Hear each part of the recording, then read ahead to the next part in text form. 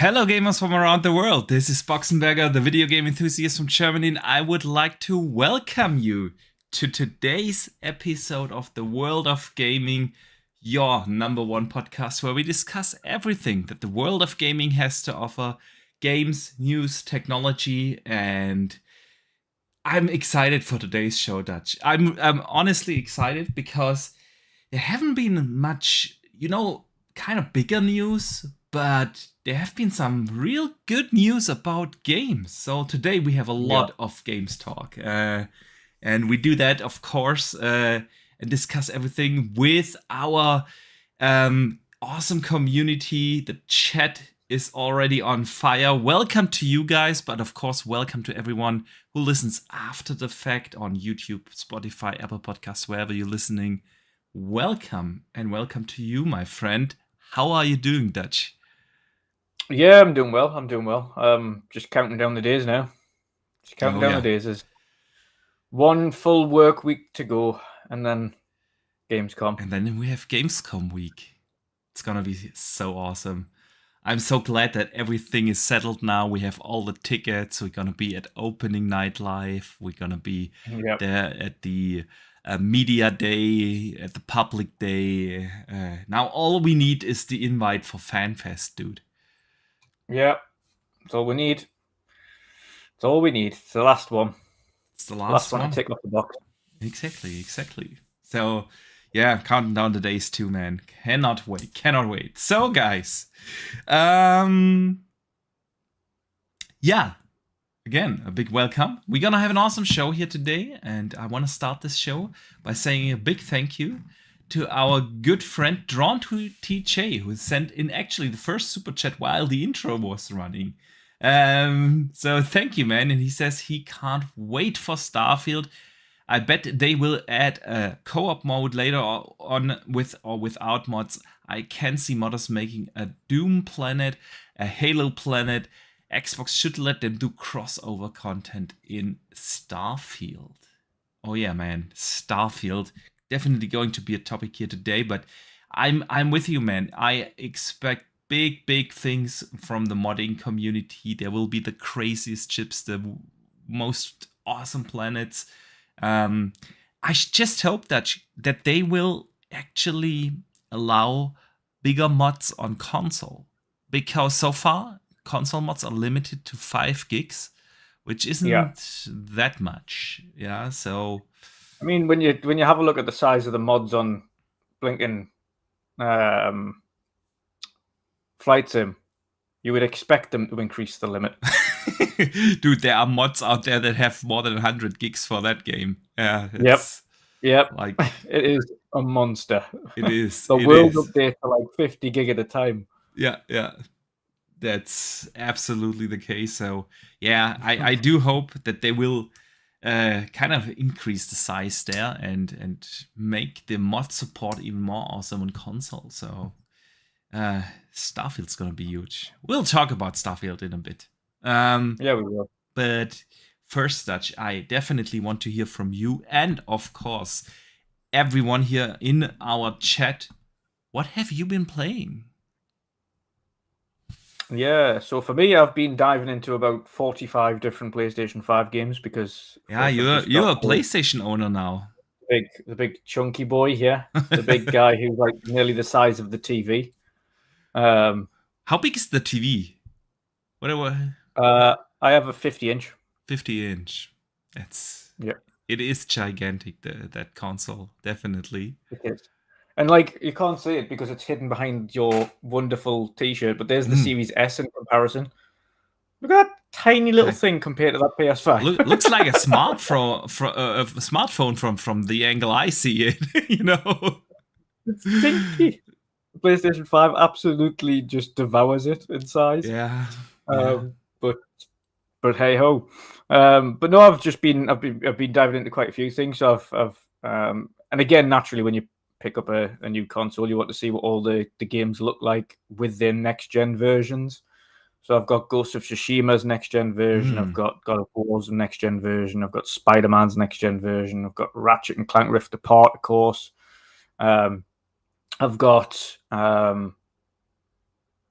Death Stranding's next gen version, Horizon Forbidden West, Uncharted. So I've got quite a few of them that I've dived into and tried and things like that. So we spoke about this a little bit yesterday, but there's a lot of things that I like and a lot of things that I'm unsure of so far. But it is what it is. It's technology. I'm there. I'm ready for future games, which is primarily what it's for now. Not specifically ones I've already played, but I am going to try and get rid of some back catalog stuff that I've intentionally put on hold that I'd already bought on PlayStation 4. That. So what's up the list there? Ratchet and Clank Rift Apart's first. Going to get that done. That's not a long game. That's a short game. No, you can finish that in like 12 to 15 hours. Yeah. So I'm going to play that through first.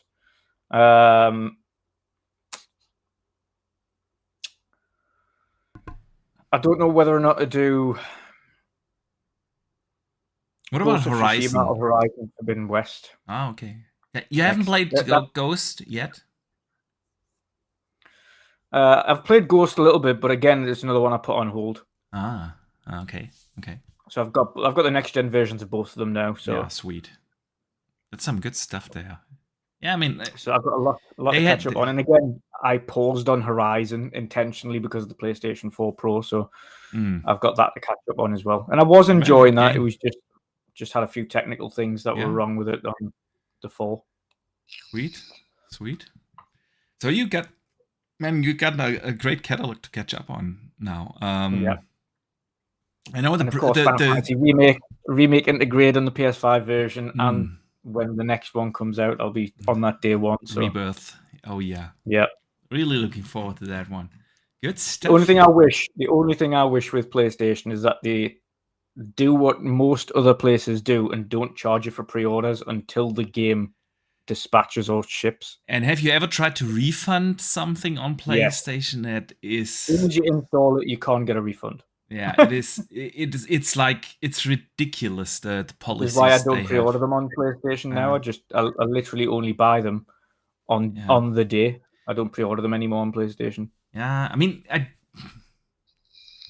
I don't buy that many games on PlayStation anyway. It's basically my exclusive machine. So this year, honestly, I played the Horizon DLC. What was it called? Something. Burning Shores. I played that. I'm not sure if I pre-ordered it or if I just bought it.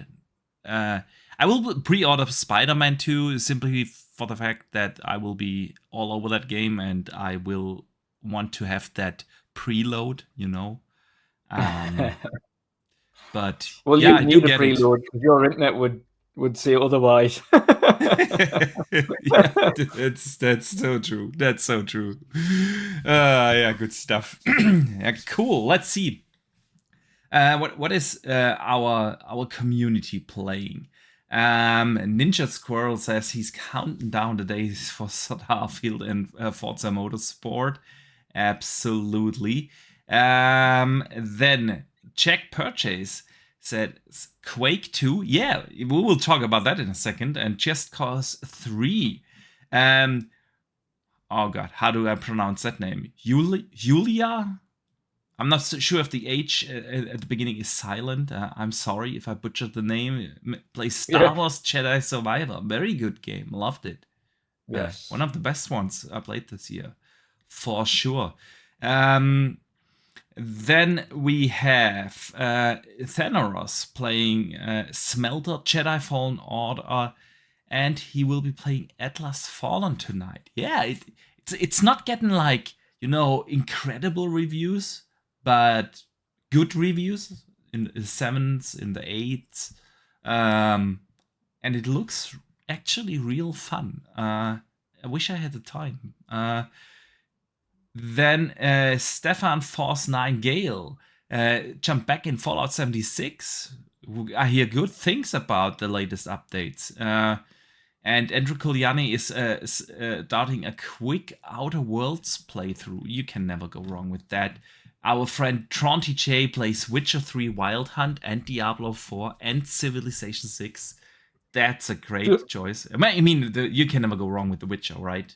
So, yeah. UK Desirous, Desi Baby is playing Pineapple Pizza. That's, of course, wouldn't expect anything else. C Money is playing Baldur's Gate 3. Desi is actually playing Final Fantasy Remake, by the way. So, some good stuff. Abdi is playing FIFA. 23, the last actual FIFA. And Siki is playing Diablo 3. FC 24 comes out. Yeah. What is it actually called now? I'm blanking on the name right now. FC, yeah, okay, exactly. Yeah, Sports FC, Football Club. Football Club, yeah. Painful Discourse is also playing Quake 2. Yeah, we'll touch on that in a second. But I also need to shout out some supers that came in. Tronty J sends in $5 and says they said that Starfield Xbox Series X will have full mod support for the first time for a Bethesda game. Oh, really? So no limitations for mod support on console? That would be absolutely awesome. I sure hope that's true, man. I sure hope that's true. If that is true, then modders are going to get that 60 frames mode patched in ASAP. We will, no doubt. I mean, it took Bethesda on Skyrim 1.5 years to release the official patch. And 2 days after the Series X came out, there was a 60 FPS mod on Skyrim for Xbox Series X, and it ran perfectly. Really perfectly. Better than the Bethesda version.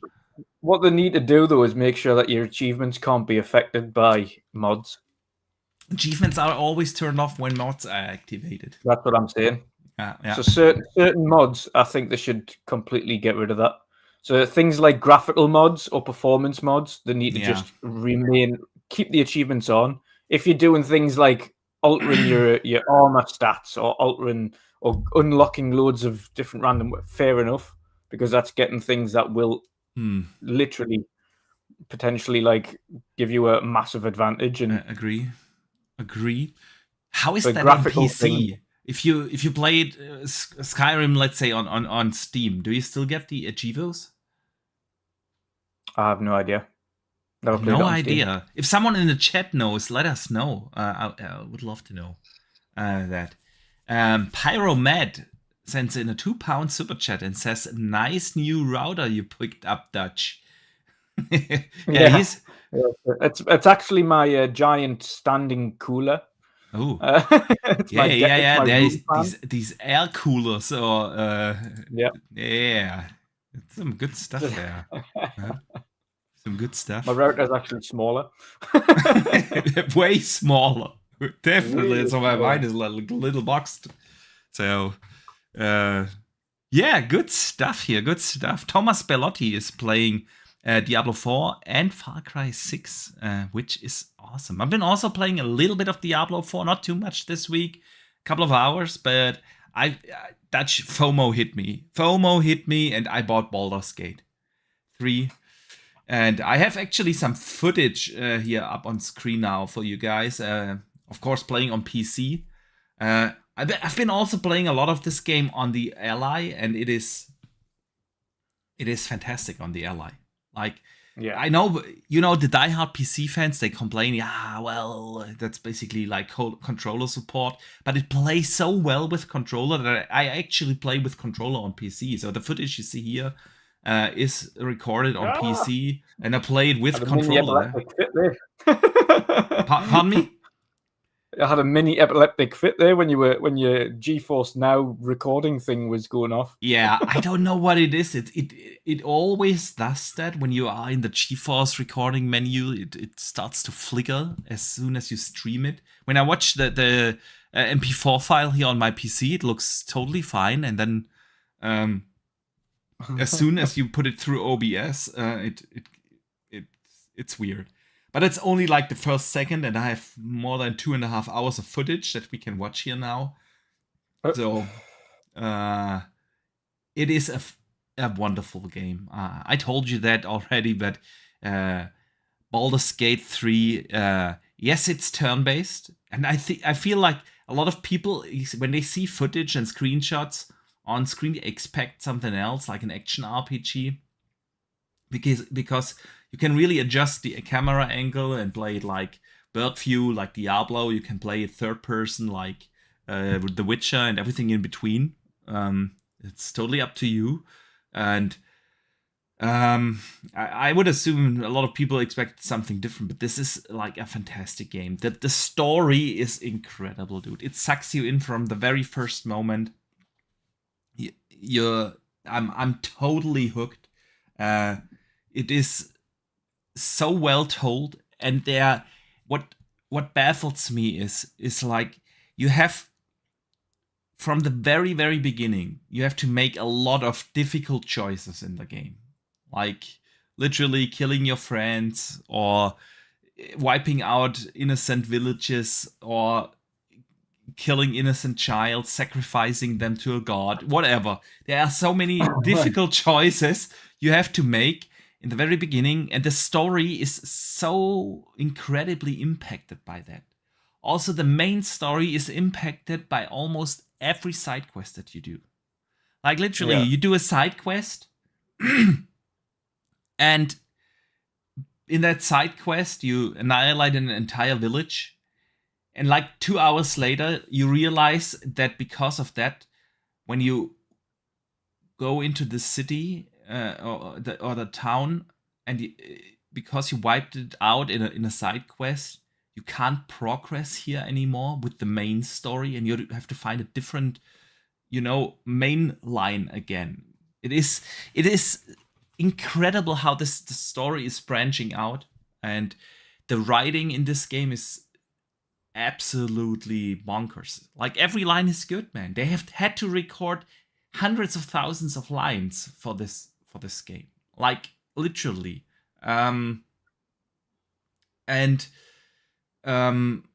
It is incredible how this is done. They have this narrator that is narrating the story and everything, speaking to you from the off.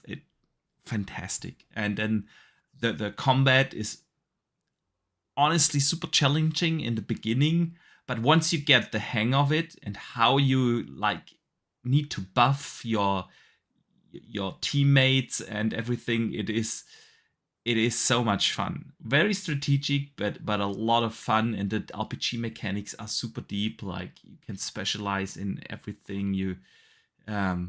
It's absolutely a fantastic game. Again, plays fantastic on handhelds as well. So Dutch, I know you've been holding off because you think this is like a 4X strategy game, but it's not. It really is not. I can't get this out of my head that you said this. It's too good. It's too good. So yeah, guys, today we will be watching a lot of Baldur's Gate 3 gameplay, and I wanted to actually talk to you about Baldur's Gate and its success. I mean, it's breaking records on Steam. Yeah, absolutely insane numbers. It's the second highest played game this year, and it entered immediately the top 10 of all-time Steam games. It sits right now at a Metacritic of 97, which is like one of the highest rated games of the last decade and ever, honestly, on Metacritic. So what do you make of this success? I mean, it is a really niche game. It is, yeah. It is not something that you would assume appeals to the masses. Just like Elden Ring last year. Like Souls games, yeah, they've been successful, but they're still kind of niche because, yeah, they are something else. They are not mainstream. And this game is definitely not mainstream, but it's super successful. So what do you make of this, man? Yeah, it's good to see that they've stuck to their roots and they've kept with the same gameplay style regardless. They haven't followed a trend to try and change it into something that it isn't. So they haven't tried to turn it into a Diablo, for instance, just to make sure that they get more people to play it. They've kept it as a typical Dungeons and Dragons game, It's turn-based. You got the roll of the dice. Yep, you gotta do that. And you've got to move your characters before you attack. In battle, yes, you can't. It is part of the turn-based thing. You have to move characters. I don't know how this can be a negative for a game. It is. Because the Xbox game bores me to death. That's what it is. But no, but on that side though, it's a good thing. Even though I'm not interested in this game, it is a good thing that it's stuck to its roots, stuck to its laurels. Hasn't forced itself to change in order to follow a trend. And it's been, on PC at least, it's been very successful. It'll be very interesting to see how it does when it hits PlayStation this coming week or weeks, whenever it releases. I think it releases along with Starfield in September, right? No, before it. A little bit before it? Okay. A week before, I think. A week before, okay. So when everybody got early access for Starfield, everybody will be playing Baldur's Gate. Yeah. Or so they'll have you think.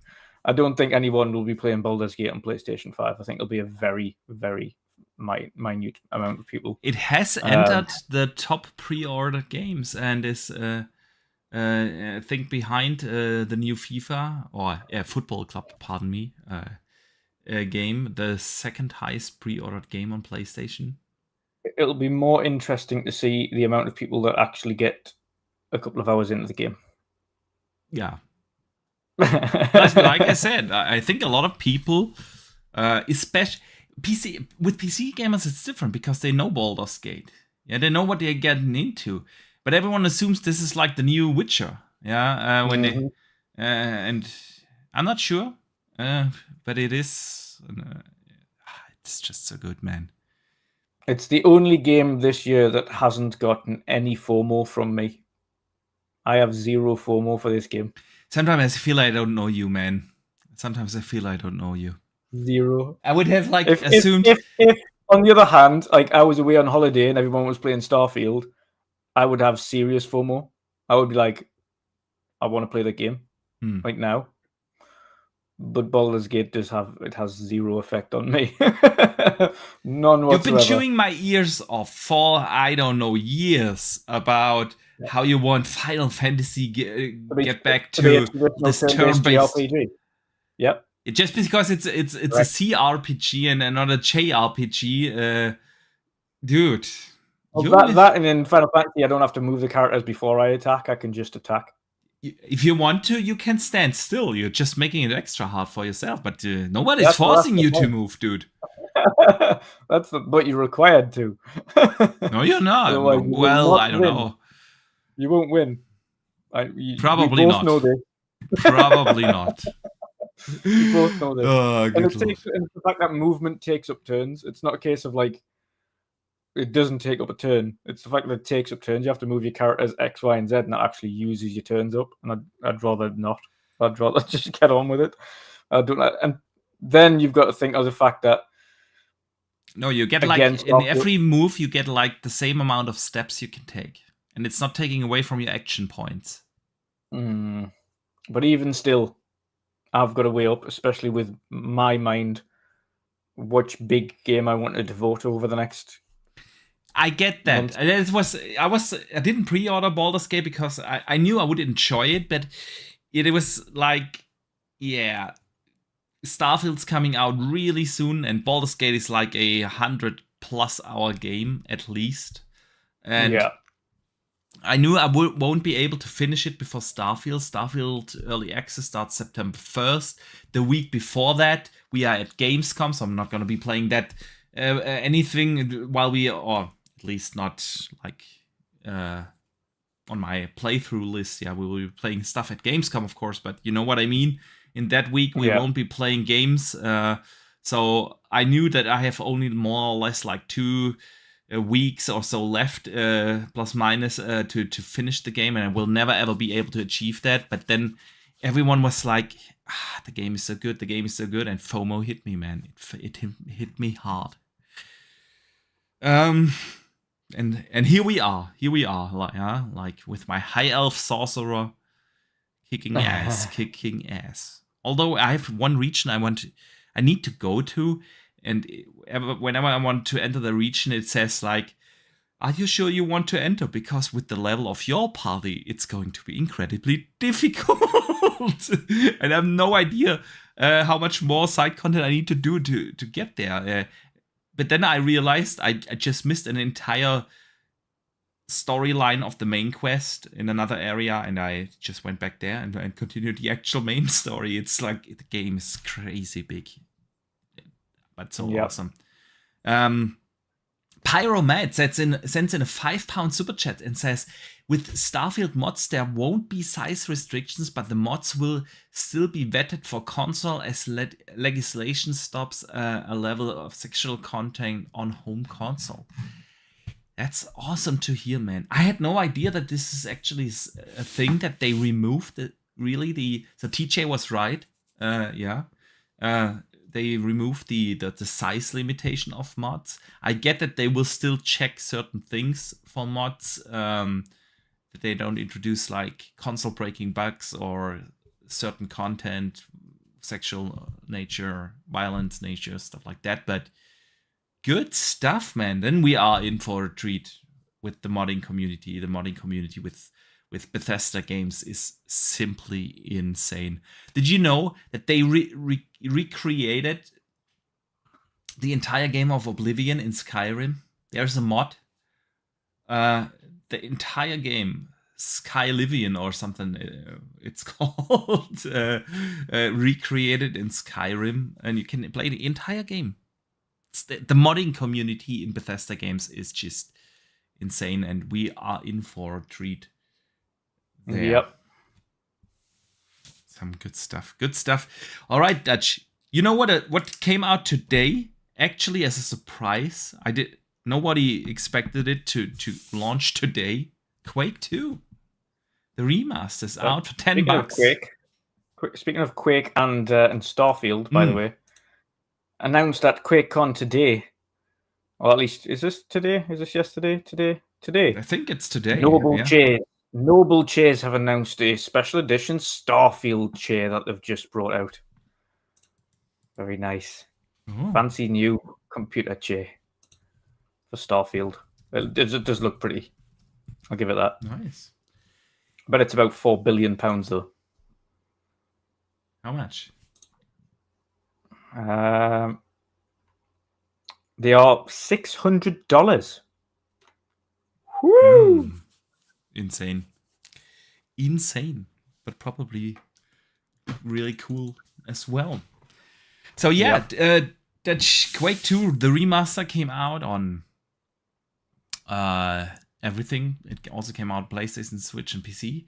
Costs $10, and I've seen people out there debating this. Why does Xbox bring out the remaster of such a game on PlayStation and of course Switch? But obviously the discussion is always around PlayStation. What do you think? Why do they do that? But the Red Dead Redemption we're talking about here? No, Quake.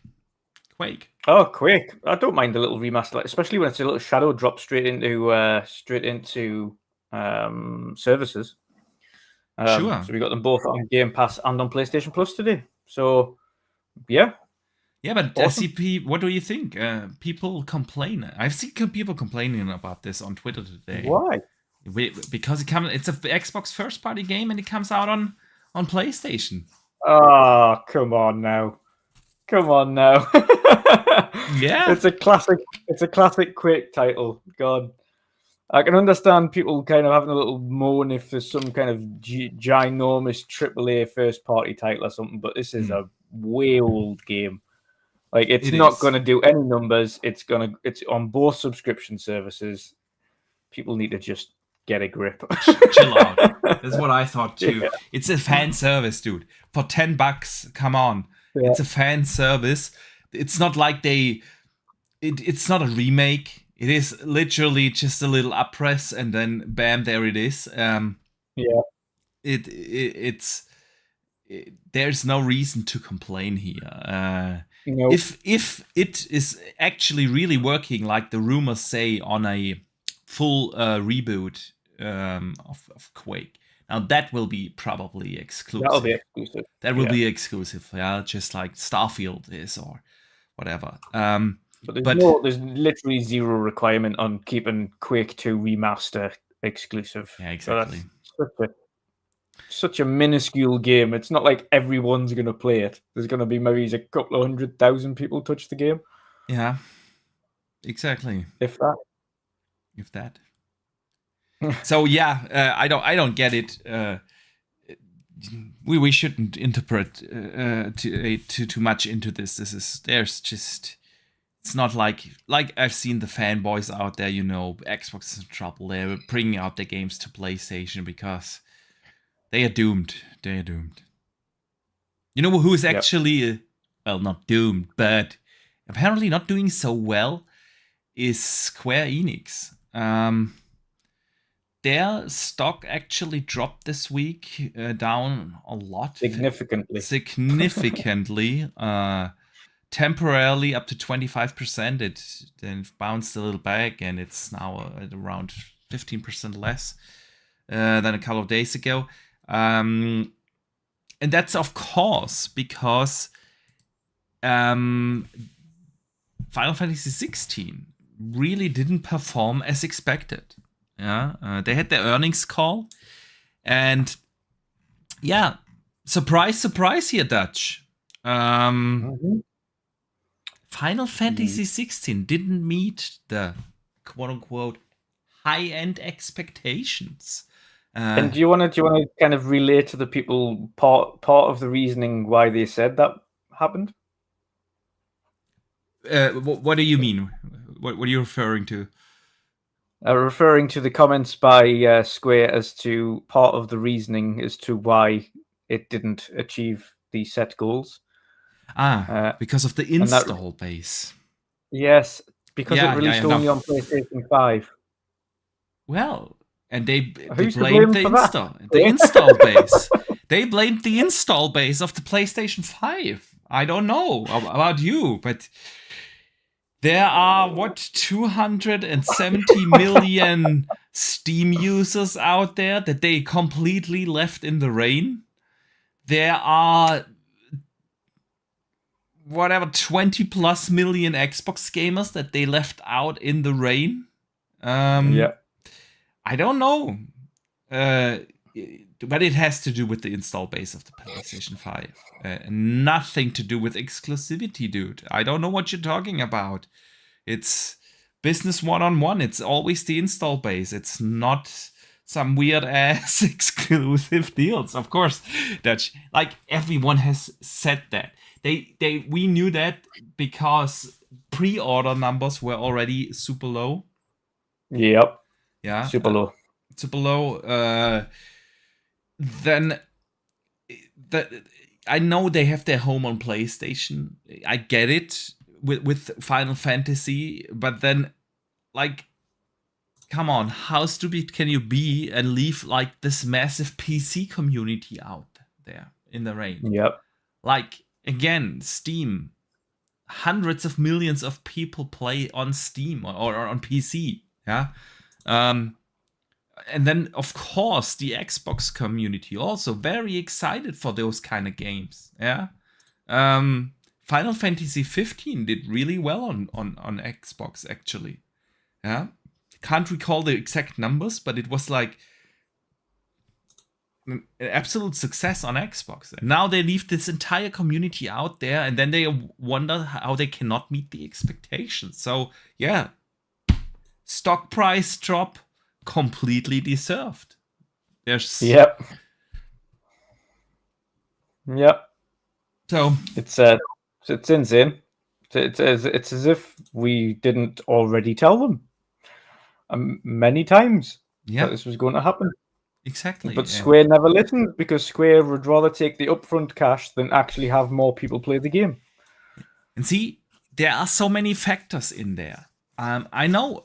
We will always say this. For years, we've been talking about this. Yeah? Yeah. The PlayStation, of course, is on a global scale the much better known brand. Yeah, in a lot of countries, playing video games is associated simply with PlayStation. That's a fact. But there are also a lot of very casual gamers out there on PlayStation. Like, Yep. basically everyone at work except my boss, he's an actual gamer. Yeah, he actually plays more. He played Final Fantasy 16, but a lot of my coworkers, they have PlayStations at home, and when you talk to them, all they play is the FIFAs and some of them Call of Duty, and that's it.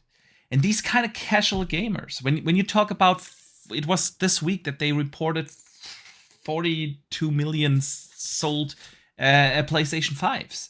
How many of those are actual like gamers that buy more than just the Fortnite and FIFA? Well, you don't buy Fortnite, but play Fortnite, FIFA, and Roblox, Call of Duty. And much like every console, that doesn't even include the ones that have been sold or got rid of. And that's the thing. Like, I don't know how it is in the UK, but I always say when you meet an Xbox gamer in Germany, it's gamer. But you meet like tons of people that have PlayStations just for FIFA. Because, well, the brand is so unknown, because and that means that for the fact that you have an Xbox, you are already investigated in gaming to be able to know that it exists. Like, it's just what it is. And that's the thing. You leave those kind of gamers out there. You leave the enthusiastic, actual gaming community out there. And I'm not just talking about Xbox, but of course also of the PC community. And it's really no wonder. So yeah, PlayStation focuses on selling consoles. That's good. They know about the importance of install base, but it's what I always say. Like that Xbox really should focus on also a little bit more. Yeah, install base is important, but at the same time, when you look at the sales numbers, like less than 10% of them bought Final Fantasy 16. Yeah, and the game lives and dies in these days through viral marketing. When you see people out, Baldurs Gate, the viral that game had zero marketing, nothing. You will never see a billboard, TV ad, let alone an internet commercial. Maybe something on your Twitter timeline, but that's it. And why is it such a success? Because people are out there actually talking about the game, enjoying the game, and for that you have to have people to play it. Like Final Fantasy 16 came out, I've seen a handful of people enjoying the game. I'm not taking away from the game. I think actually it looks cool. I will be playing it at some point when I have the time. But yeah, I have not seen that many people actually play the game, talk about the game. There were one or two in my timeline occasionally. I know UK Desirous, Desi Baby in the chat played it and loved it. Cool. But that's it, And then there is no viral effect. The FIFA players of PlayStation, they will not advertise Final Fantasy 16 for you. So that's on Square, dude. That's on Square. I don't know how big the check was to make that up. Like missing out on, I don't know, 5 million sold numbers at least, copies at least that you across could have sold platform. Across every platform. The check of PlayStation must have been really big. I don't know. What do you think, man? I've been rambling on here, so. Yeah, no, I've been saying it for a long time about Square. They need to stop. I understand in the past they had an exclusivity kind of thing with Sony, and that ended, and it needs to stay that way. But Sony keep offering the bag because they light on first party content. Absolutely. The thing is that they need to kind of, I think Square need to start thinking of themselves a little bit more. If they want the franchise to be successful, they're gonna have to stop just releasing it on a singular platform every time, and then like releasing the game 1, 2, 3 years later on PC, and or never at all on Xbox and Switch. Like, it's the Final mainline Fantasy VII franchise. remake, It's a big, never came. yeah, Even though it was a promised. big. It's their big poster thing, and they still haven't brought it over. and they wonder why their sales numbers are low and why they're not achieving targets. Yeah, yeah. The install base is 40 million, but again, you've got to think of the percentage of people that you know will buy the game on that. So if your percentage is only 40, you know the percentage. Sorry, if the sales are 40 mil, you know the percentage of people that actually invest in the game is about 10% or less. Then you need to think about, okay, so we're only going to do, if we have a look at the track record of Final Fantasy and the uptake on how many people versus how many sold, then we know we're going to get 4 million on PlayStation 5. Yeah. And they should have known previously, okay, it's not going to do as good as we'd hoped, so we need to release it on every platform. But they didn't, and it's like getting punched. It's like walking into a lamppost and wondering why you walked into a lamppost. You can see it coming, but you do nothing about it. Yeah, yeah. You know what they need to do? They need to start thinking as a global company. They have focused way too much on what they can achieve in the Japanese market, and I get that PlayStation is big over there. I get it, yeah. But if you want to have success down in Japanese markets, believe it or not, it really, yeah. It's true. It's still big brand, yeah, there. But you kind of have to focus also on the worldwide market. I mean, they had a couple of really good Western studios, and they simply sold them off, yeah. And then they focus with this weird exclusivity on very specific markets. If you want to be successful, there's a free advice here. Yeah, start thinking globally, and that means reaching as many gamers as possible. If you're a third-party publisher, yeah. But yeah, Pyromed sets in a £5 super chat and says, "Sony don't pay for Square Enix for exclusivity. They do X amount value of marketing for the game, so Square Enix save money, but not partially recover development costs." The game was not marketed at all, so they need to get whatever that is back, because there was zero marketing for that game. None. I do get what Pyro is saying, though. We've seen this across many games where they had the marketing rights for or had exclusivity for. Usually, Sony markets a lot those games, and this is part of the agreements to get like the marketing deals. A lot of the marketing deals really don't happen in the way. Easy. You know, it's not even easy to find Final Fantasy 16 on the store. You have to dig in to find it on the store on PlayStation. You're a PlayStation owner now. What do you make of the store, by the way? Because I don't like it. Yeah, I mean, either. I really like discoverability is. If you terrible. Look, it's terrible. Like indies is impossible to find. Like you put in PlayStation 5 games, which has its own section. Thankfully, thank God. Yeah. And it's just 400 billion indies and none of the big titles. I'm like, what are all these? And why are these little indies PlayStation 5 only? Like, which of these guys thought that was a good idea? You're a tiny little indie game, and you play PS5 only. What are you doing? What are you doing? I don't know. These are the same guys like Quantum Error that keeps thinking his game can only run on a PlayStation 5. Apparently it has gone gold.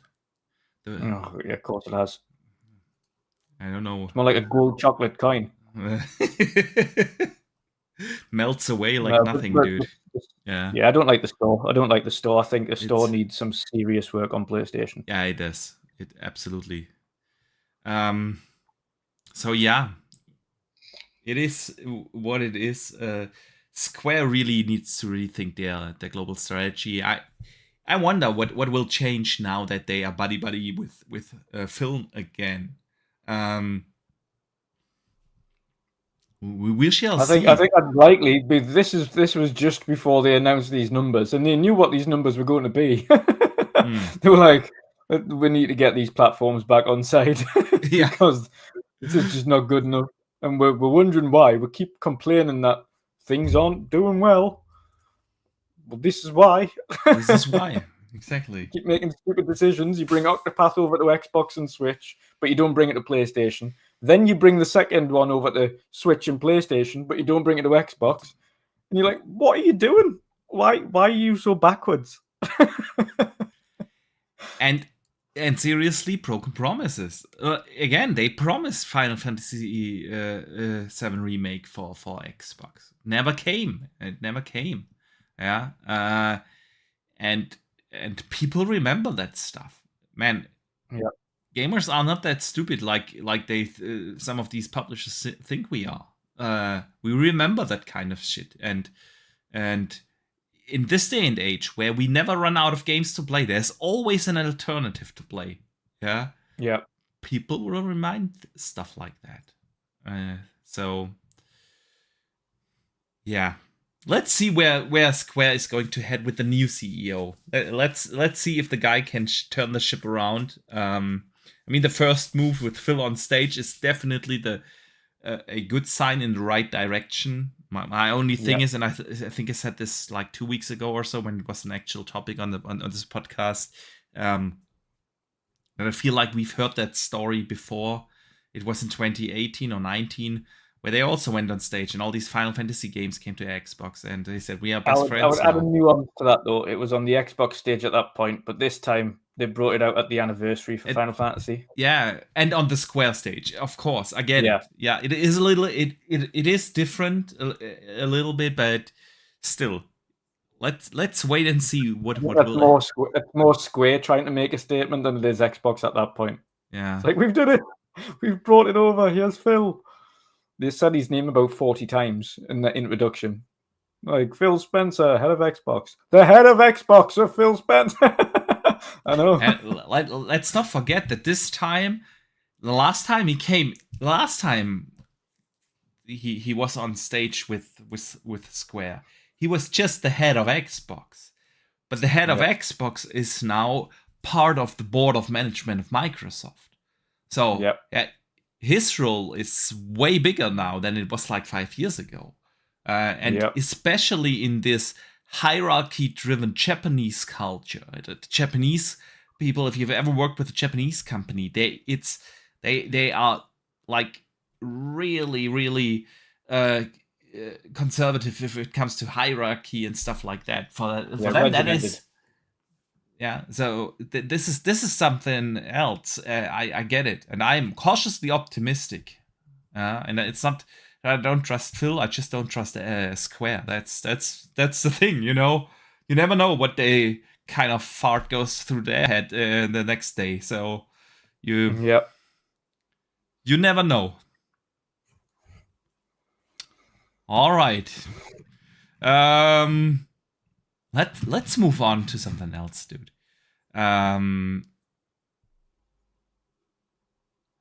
Two tinier topics before we get into a bigger one. Okay.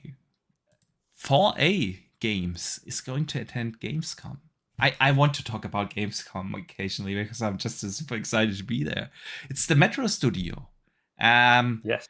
The studio will be present at this year's Gamescom event, and as an exhibitor, they have a booth and everything. And of course, the question is, Dutch, what are they going to show? You're not going to Gamescom with Metro Exodus, which is now 4 years old. You're not going there to show that. What do you think? We getting a new Metro, or what's happening, Dutch? Let me know. What's happening? I'm guessing we'll find out at Opening Night Live what will be happening. I don't know. Is it a new Metro, or are they creating a new IP that we're unaware of? I've been asking I mean, no spoilers, but Metro was kind of finished after Exodus, the trilogy. Yep. And good. Sometimes you don't need more than a good thing. Like, maybe revisit that again in a decade or so, and maybe do another Metro, but entirely different, set in a different area with new characters. But like sometimes milking a franchise too much is milking a franchise too much, and you can tell, and it does affect it in the long run. Too much of a good thing. So it'll be good for them to try something new out. I personally hope it's something that isn't Metro. Metro's good, but we've already got another post-apocalyptic game coming out very soon in Stalker. 2. Yeah, that's true. Which looks absolutely fantastic. And to be fair, it doesn't feel like yesterday that we got Metro Exodus. I know it's been a while now; it's been years, but it still feels relatively new. When was that? When? Hang on, continue. It got the ray tracing patch for this gen. 2019, so 4 years ago, man.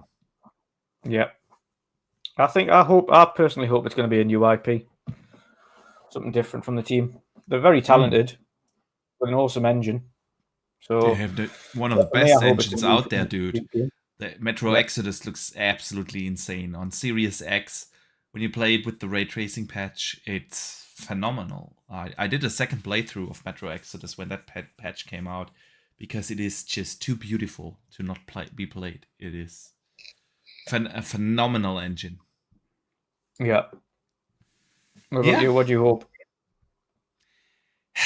Since I don't feel like we get like Metro games every other year, we just don't. Yeah, I'm okay with playing a Metro game every 5 years. I'm totally fine with that.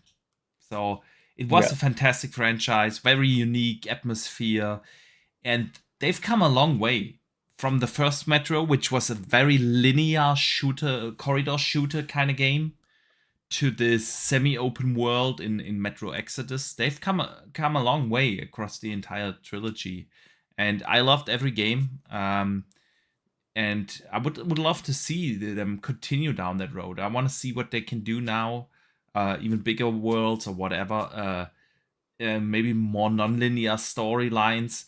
But I'm always up for seeing what else talented studios can do. And 4A Games is a very talented studio. So I would be up for both. New IP would be absolutely cool to see. But if they return to Metro, I'm happy, man, because I love that atmosphere in the Metro games. So the mixture of, good story, little horror elements, really good gunplay. Yeah, it's not like enemies are not bullet sponges and you have to think about every bullet you shoot. I love that. It's not like just going around like Rambo and you really have to think, is the bullet worth it? And I really do like that about the Metro games. So I would be excited to see something. But I guess we will find out. And of course, we use that as a segue to let everyone know again. Of course, we will be at Gamescom. We will try to do a live podcast from Gamescom. Yeah. Probably the Thursday week, so today in 2 weeks. We have a very busy schedule there, like from opening night, live media days, fan fest, public days. We have certain appointments at booths and stuff. So we will try to cover as much as possible. We will absolutely do like little video vlogs and stuff like that. But let's see if we can squeeze in a live podcast from Gamescom. It's definitely the plan. And we will definitely collect all your questions, guys.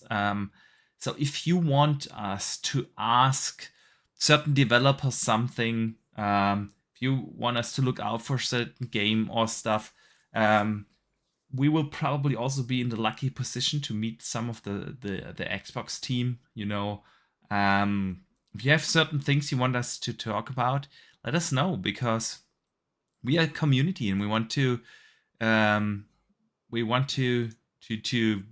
bring the atmosphere of Gamescom to you as well. So yeah, I will put out a dedicated post on YouTube, on Twitter, on the Discord, everywhere, to collect those. So if you put them randomly now on in the chat, we will probably not be able to take them with us. But yeah, it's definitely something we look forward to. But yeah, Dutch, another game got not the biggest update, but an interesting one. And that is, of course, IO Interactive this week. IO Interactive, we know that they work on 2 different games, Project Dragon, or Project Fantasy, what it's called now, is a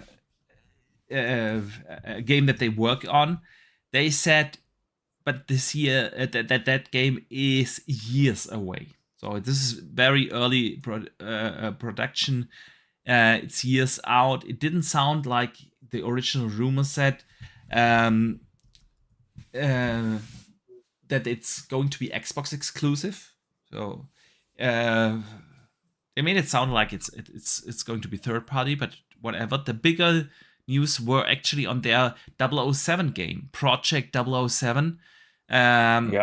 And they said it's under development. It's looking very cool. It's going to tell the story of the first Bond and how he becomes the secret agent that he is. So it's going to be an origin story for James Bond. What do you think? Good idea to do it this way? And what do you expect from the IO Bond game? Yeah, it's cool that they've chosen to go down more of a story route for it. So I'm interested to see how that goes, instead of just being a plain old shooter.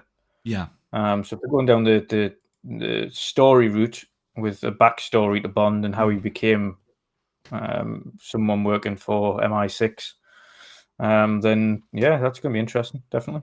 You think it's going to be like a Hitman game with not what it was, Agent 47, but with Bond, or do you actually think that they will deviate from that Hitman formula?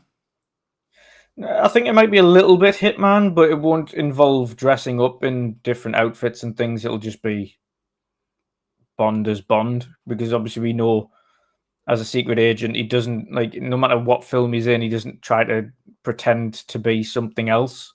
Like, he's always just in regular clothing, or he's in a tuxedo or a suit of some form. So I don't think that'll change the at all. origin story, it could be different, you know. Nah, I don't think so. And even then, it'll be a little bit more realistic. Hitman's a bit silly. It's a cool game, but it is very much silly. You can dress up like a chicken and things like that. Like, realistically, an assassin's not going to get dressed up like a chicken. Like, I don't know. I never met one, so. No, the vast majority of the time you wouldn't even see them. You'll just have food poisoning or something randomly. So no, it's going to be cool. It's going to be cool to see how it turns out. But I'm interested to see what the story is that they're creating for this. Definitely. Yeah, absolutely. I do think it's going to be like they will keep that sandbox formula. You know, that's what they are known for. Like, you can do a lot of different things in the levels and use the environment and everything. I would assume that they will stay true to that. But I love the idea of an origin story of James Bond. We kind of had that with the Daniel Craig films, Bond movies, but yeah, not really. He was already like a double O agent, so yeah, it's going to be interesting to see. And they made it sound that it comes along really well. So let's hope we will see something soon from that. Yeah. So, Dutch, let's get into one of the main topics. I actually put that also in the thumbnail. That is Avowed. Obsidian, I don't know if you've watched it. They released like a documentary because they had their 20th anniversary. So first of all, happy birthday to Obsidian for being an awesome studio for 20 years. And they had in that documentary, they had a couple of new infos on Avowed.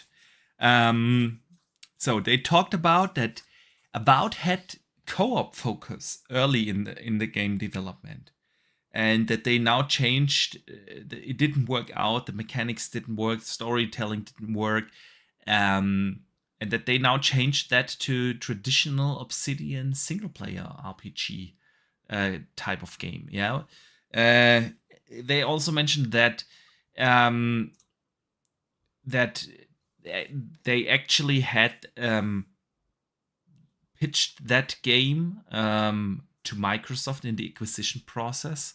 They showed about that, and the way how Xbox handled it, they gave them the respective freedom to do what they wanted to do, and that's actually allowed them to go back to a single player, because they talked about how it is way more attractive if you pitch to publishers, for a game, if you have a multiplayer component, because then the game can be monetized better, of course, and everything.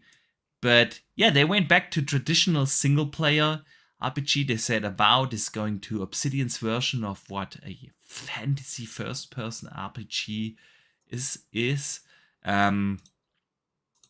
They also talked about that it was hard to find at the beginning the right balance in between taking the world of Eora that they created in Pillars of Eternity and yet create a new game that is more approachable for larger audience, for more casual audiences. They also said that with Avowed, that they focus on more unique, bespoke content, very deep systems and storytelling. They will focus on characters, societies, and factions. Gonna play a big role in the game, just as you kind of would expect from Avowed. And now I want to quote. They said Avowed is the natural extension of all the things that we care about as a studio, of all the things we are great at. Fergus, the head of Obsidian, said, "We look back and be proud, but we won't just sit on our throne of amazing RPGs. We keep working, and we will be proud of our future games, Avowed and others. They'll be awesome, and we'll have a whole new generation of people enjoying our game." So, Dutch, what do you think? Avowed not being a co-op game, doesn't have multiplayer, it's a single-player game. It will focus on rich storytelling, deep world building, deep systems, and RPG mechanics. Well, what do you expect from Avowed? Brilliant. That's what I like to hear. That's what I want. I don't want a cooperative open world Obsidian game. We've got one. It's called Grounded. Yeah, true that. No, I want this game to be absolutely awesome. I want to engross. It's the next thing after Skyrim that I'll get engrossed in. It's the next fantasy world. Not Skyrim, Starfield. Yeah. It's the next. It's as close as we're going to get to an Elder Scrolls in the next 7 years. So yeah. So I'm going to thoroughly enjoy it. I am really looking forward to Avowed. Me and you were one of the very few people that were not fazed at all by what we saw on the game show. I thought it looked great. I thought it looked interesting. It just immediately jumped out to me like a new Skyrim in a very colorful world. Yeah. And I love that. It had the Obsidian style, but it very much felt like a Skyrim. So bring it on. I cannot wait to play it. Yeah. Cannot wait. Man, listen, we gave Xbox our fair amount of crap for not getting involved properly in certain development and processes and quality checks in at the studios. But the one studio that I've always said like Obsidian is going to be the Insomniac of Xbox. You know, it's this powerhouse studio. They just function the way they do. They are very well-oiled machine. They have so many teams working on so many different games, and Obsidian knows what they are doing. They just do. Of course, every studio before they were owned by Xbox, like every other studio, they have the problem of funding. Video games are expensive to make. You have to pay for very expensive equipment. You have to pay salary to people for years before you get any return of your investment. And multiplayer options keep games relevant, longer. You're not creating a one and done. That's why I get what Fergus said in the interview, that games with multiplayer components are simply more attractive to publishers than single player games. But we know that single player games can be super successful. Even EA recognized that. Come on, if EA sees it, that single player games can be super successful, no, it's gotta be true, and we all know that. Look at this game right here on screen. Baldurs Gate, single player, super successful. Well, there is co-op. Not on Xbox. But, that's the thing. I'd like to see the actual people that are playing this game co-op. I don't think that anyone plays co-op on PC. Local split screen co-op, of course. That's a console thing, dude. That's what saying. But even still, I cannot see the developer. I personally think co-op on this game is a waste of resources. I do not think it's going to be used. I don't know. Honestly, I think it is nice. Like you say, tons of fun. For people in chat to say it's a nice option. It is a nice option for the 100 people out of the millions that are playing the game to play it. It's a nice option, but it's not worth the development time. I think couch co-op on console games is something that a lot of people do enjoy. It's way more than 100. Not on a big game like this. Mario Kart, fair enough. FIFA, absolutely. I do get what you're saying. Of course, a 100-hour plus story-driven RPG is a different beast to be played in co-op. I do get that. But things like Battletoads, for instance, which it had couch co-op, but it didn't have online co-op. And then like there's been several things like that where it's got couch co-op, but it doesn't have online co-op, and you're like, it's equally as baffling a decision. For me, this game could easily have released without co-op, and it wouldn't have made a single bit of difference to how that game was reviewed or the amount of people that played it. I have zero doubt that any of the reviewers played this game in couch co-op. No reviewer played it in couch co-op. Absolute fortune in development time and costs if they just didn't bother. Yeah. I just don't see this game, the size that it is, getting that many people playing couch co-op on it. That it was worth the effort. Yeah. Well, I still think that a lot of people would be playing this in couch co-op on a console, not on PC. PC is not a platform for couch co-op. It's just not. But on console, I think it's different. But I do get your train of thought that being the reason why this game does not come to Xbox is it is what it is. It's unfortunate.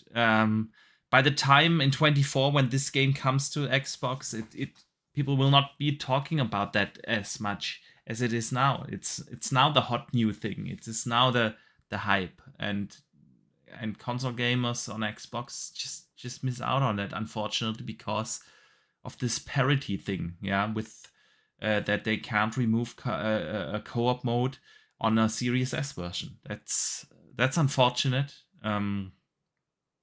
very unfortunate. But And you might see it as not worth it. I think a lot of console gamers in smaller games. That's what I'm saying. In smaller games, I do get it, but in this game, monster games like Larian that, thinks it's an important thing. They always had couch co-ops in their game. You can play Divinity Original Sins 1 and 2 in couch co-op. It's part of the XP. Actually, I played Divinity Original Sins in couch co-op.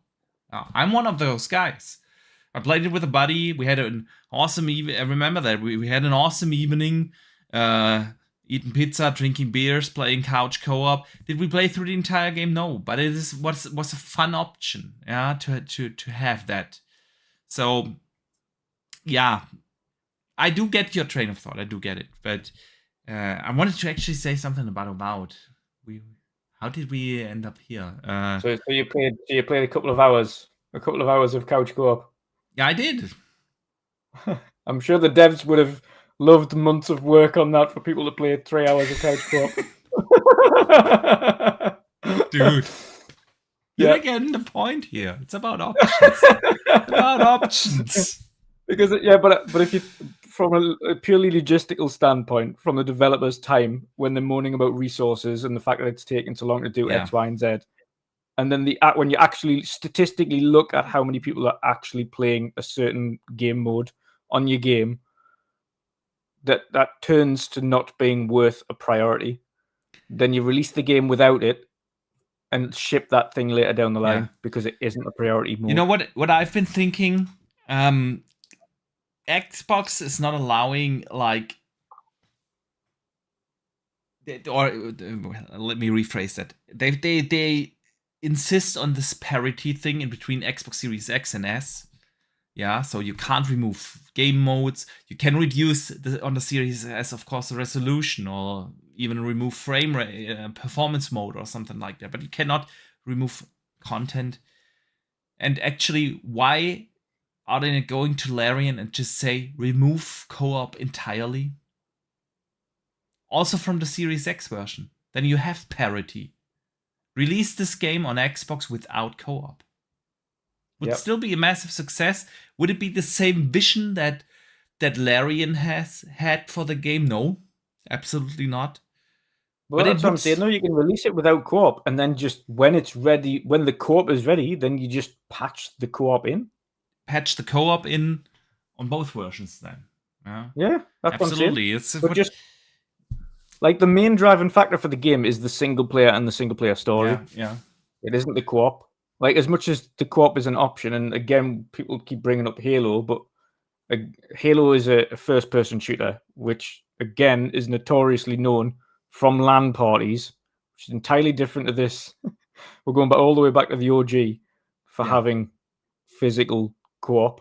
Always has been, before even online co-op came into the picture. So that was an issue. And they called it a tethering issue, and it eventually did come to console. But even still, did the game do well without co-op on launch? Yes. Did it get rated highly on launch? Yes. Did it degrade it a little bit for its rating? Possibly. However, did people enjoy the campaign? They did. Did they play the online multiplayer for quite a while? They did. When co-op came out, did it make much of a difference? Nope. Because no one went back to it.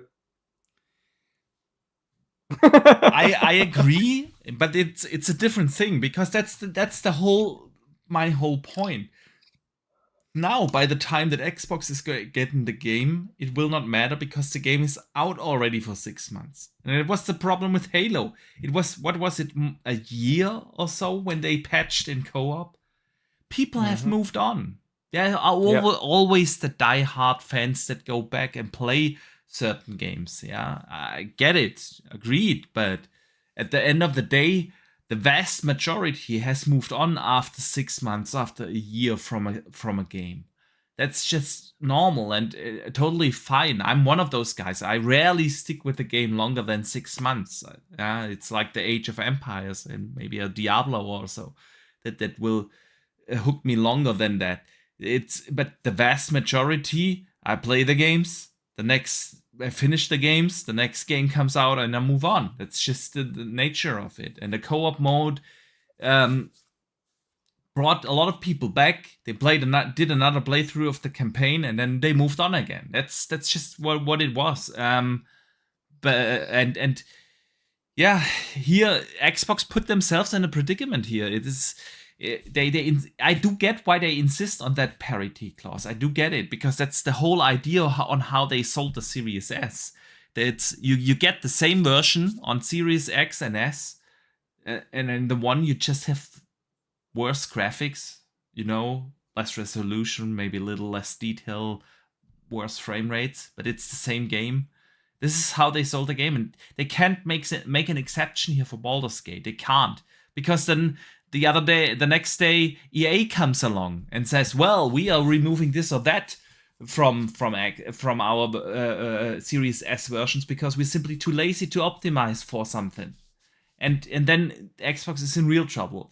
So I get that they can't make an exception here, but they could bring up the idea of removing co-op entirely, because it would suck for Xbox gamers to not have the option. I get it, but probably, like you said, probably most gamers wouldn't be using it anyway. So yeah, it is what it is. Like you mentioned, PC. Yeah, but PC is a different platform. I'm a huge fan of local co-op. I play local co-op still in this day and age. Not as much as I used to. Of course, like 15 years ago, that was a different beast, yeah. Before I had kids, I had the buddies over all the time, to play local co-op. But I still do enjoy it. But for the love of it, I cannot remember one single game I played in co-op on PC. Yeah, not once have I played a local co-op game on PC. Yep. I remember the good old days when I carried my entire desktop and the CRT monitors and everything to my friend's house, and we had LAN parties there. But that's not local co-op, And it's not. I've never played local co-op on PC, but I played tons of Diablo 3. I think something around 350 hours into that game, and at least 100 or 150 of those are local co-op. It is something that console gamers do enjoy. Not everyone, not all the time. But at the end of the day, Xbox are not going to listen to us anyway, because they're sticking to their laurels and they're saying, we don't care if it's released later as long as it has parity. Yeah. So if they're sticking to that laurel, then so be it. But then Xbox gamers, in some circumstances, are just going to have to get used to the fact that you might get games intentionally delayed so that it's parity with the Series S. Yeah. So you either, if you want the co-op so much and you want these technical features so much, then that's the thing that you have to lie with, unfortunately. But I don't want co-op that much. Like online co-op, absolutely, and the game clearly works online co-op perfectly fine. It's just couch co-op.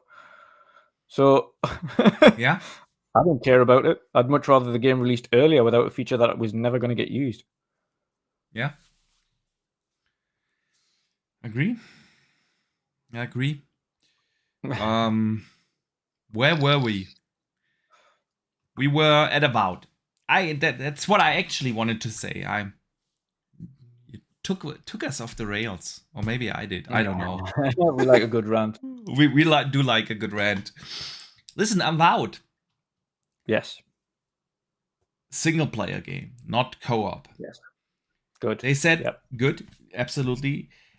And we have been criticizing Xbox recently a lot for good reasons. Yeah, they need to get more involved with their studios. They need to establish quality and insurance and whatnot. But, and this is the thing, you have to find the sweet spot here, because this is now again a perfect example of it being good that Microsoft lets studios do what they want to do.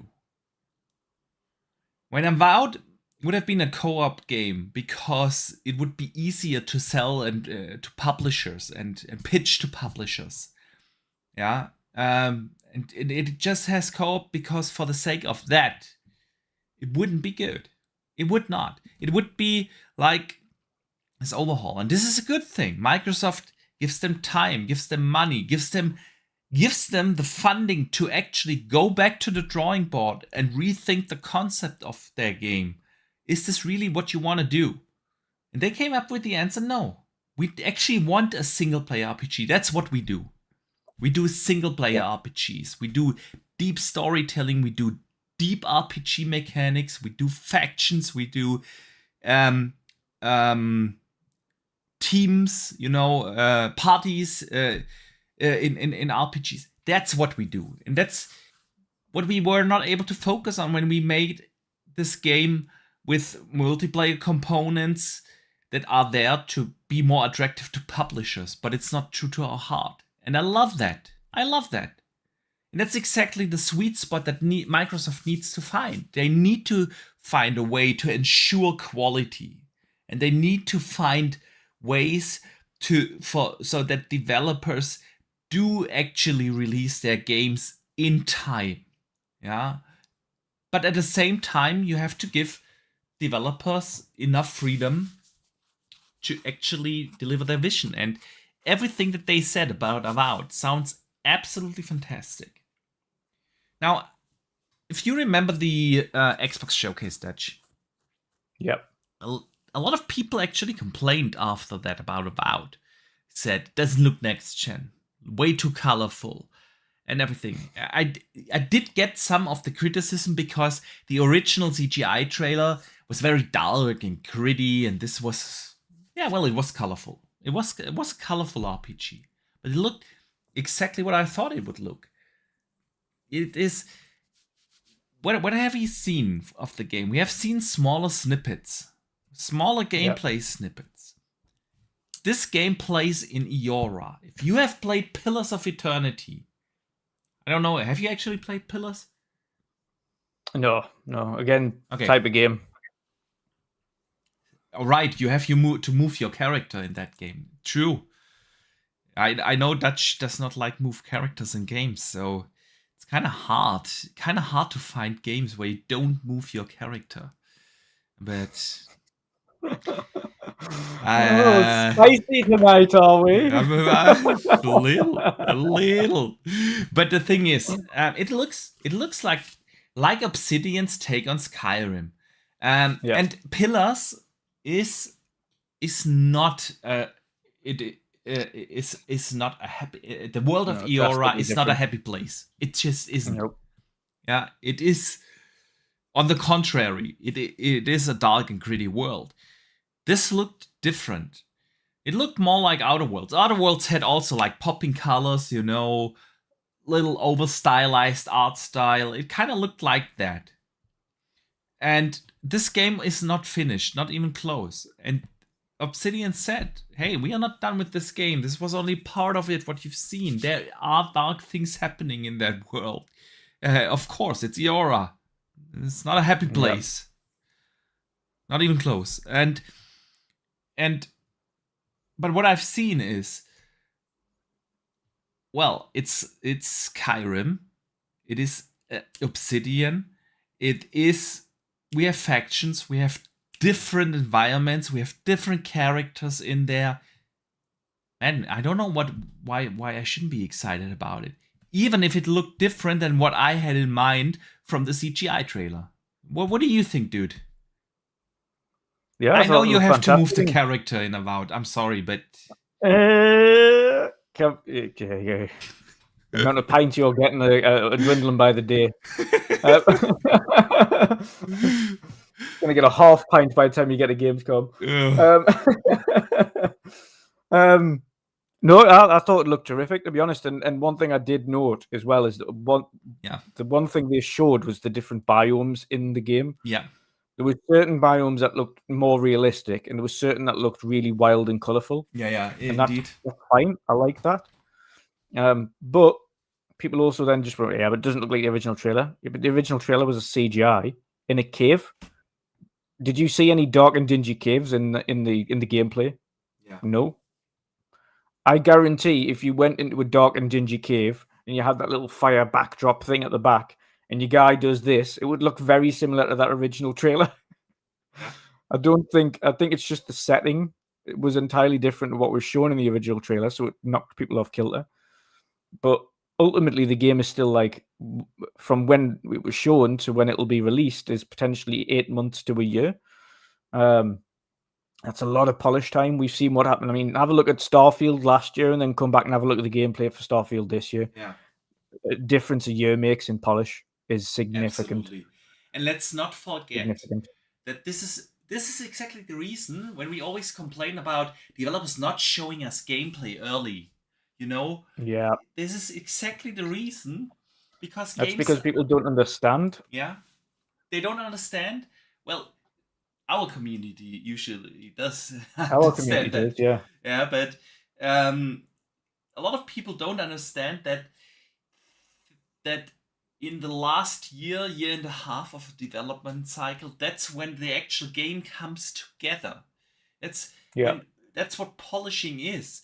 For the first time, you have that world, and you see, oh, maybe we've overdone a little bit too much on the colors here, or we have to improve the animations there, or we have to change pacing or stuff. And this is in storytelling, in writing, in world building, whatever. This is the kind of things that come together last minute. Or, well, last minute, I mean, like in the year, 1.5 years before a game comes out.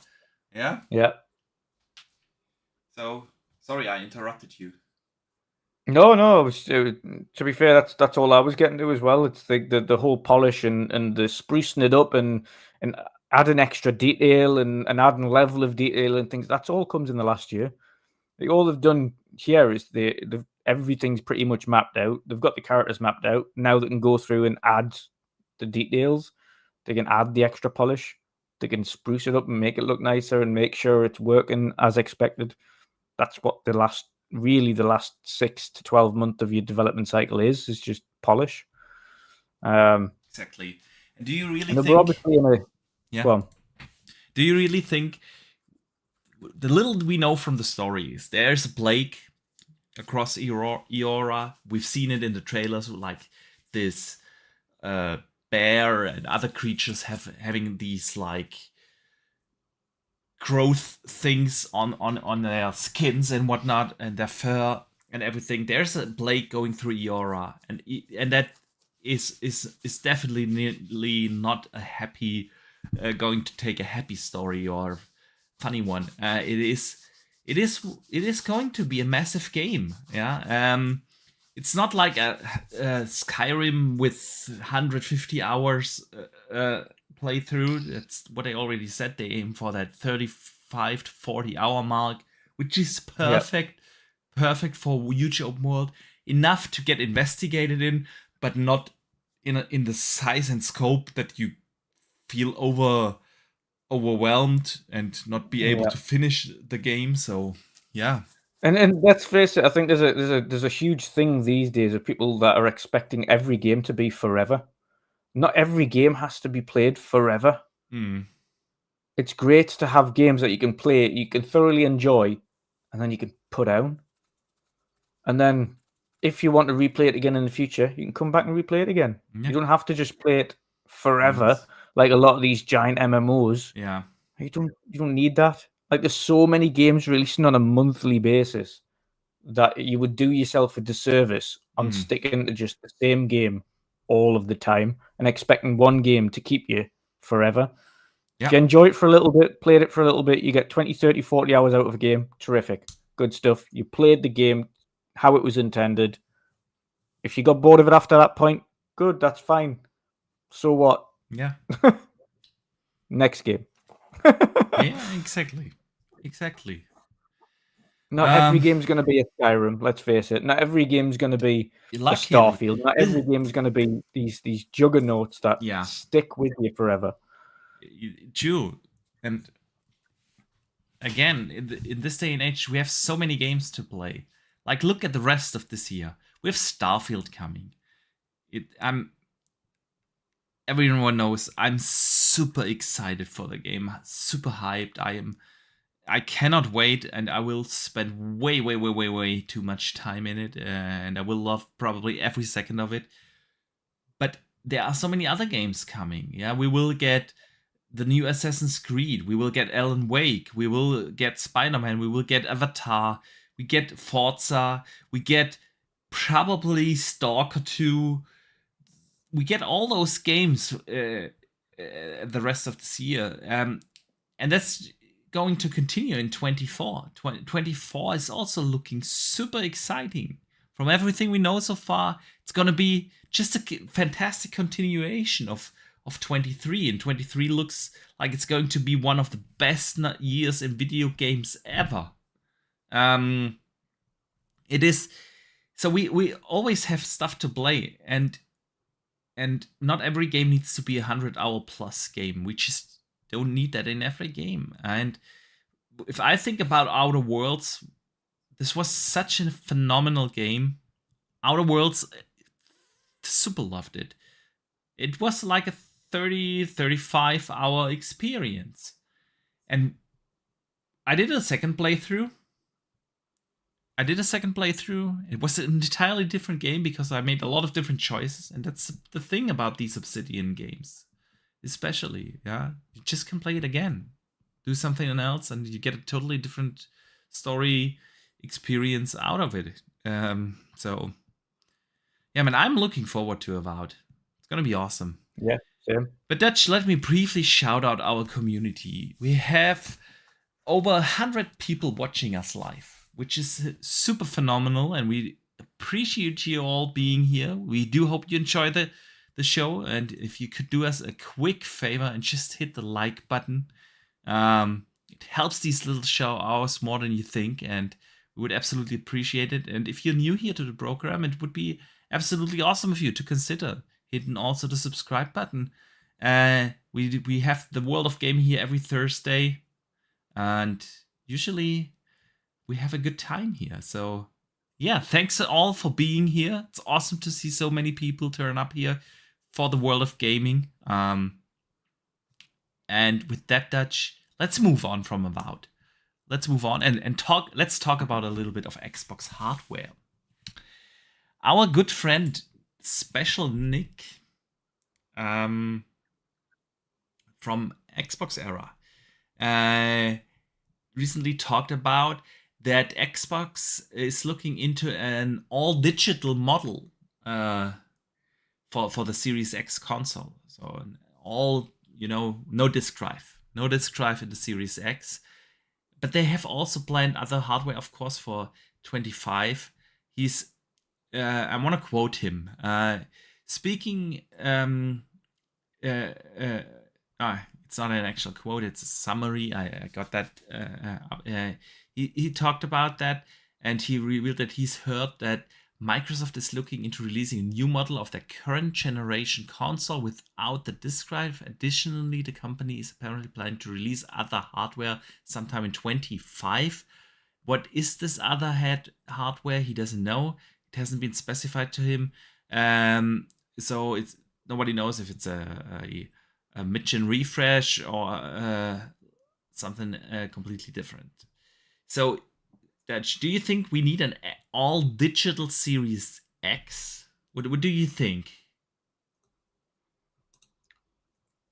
I don't think we need one, but if it's going to reduce the costs and get it more into more gamers, and considering the market is like 70, if not 80% digital at this point, in some cases like the UK, it's like almost 90% digital.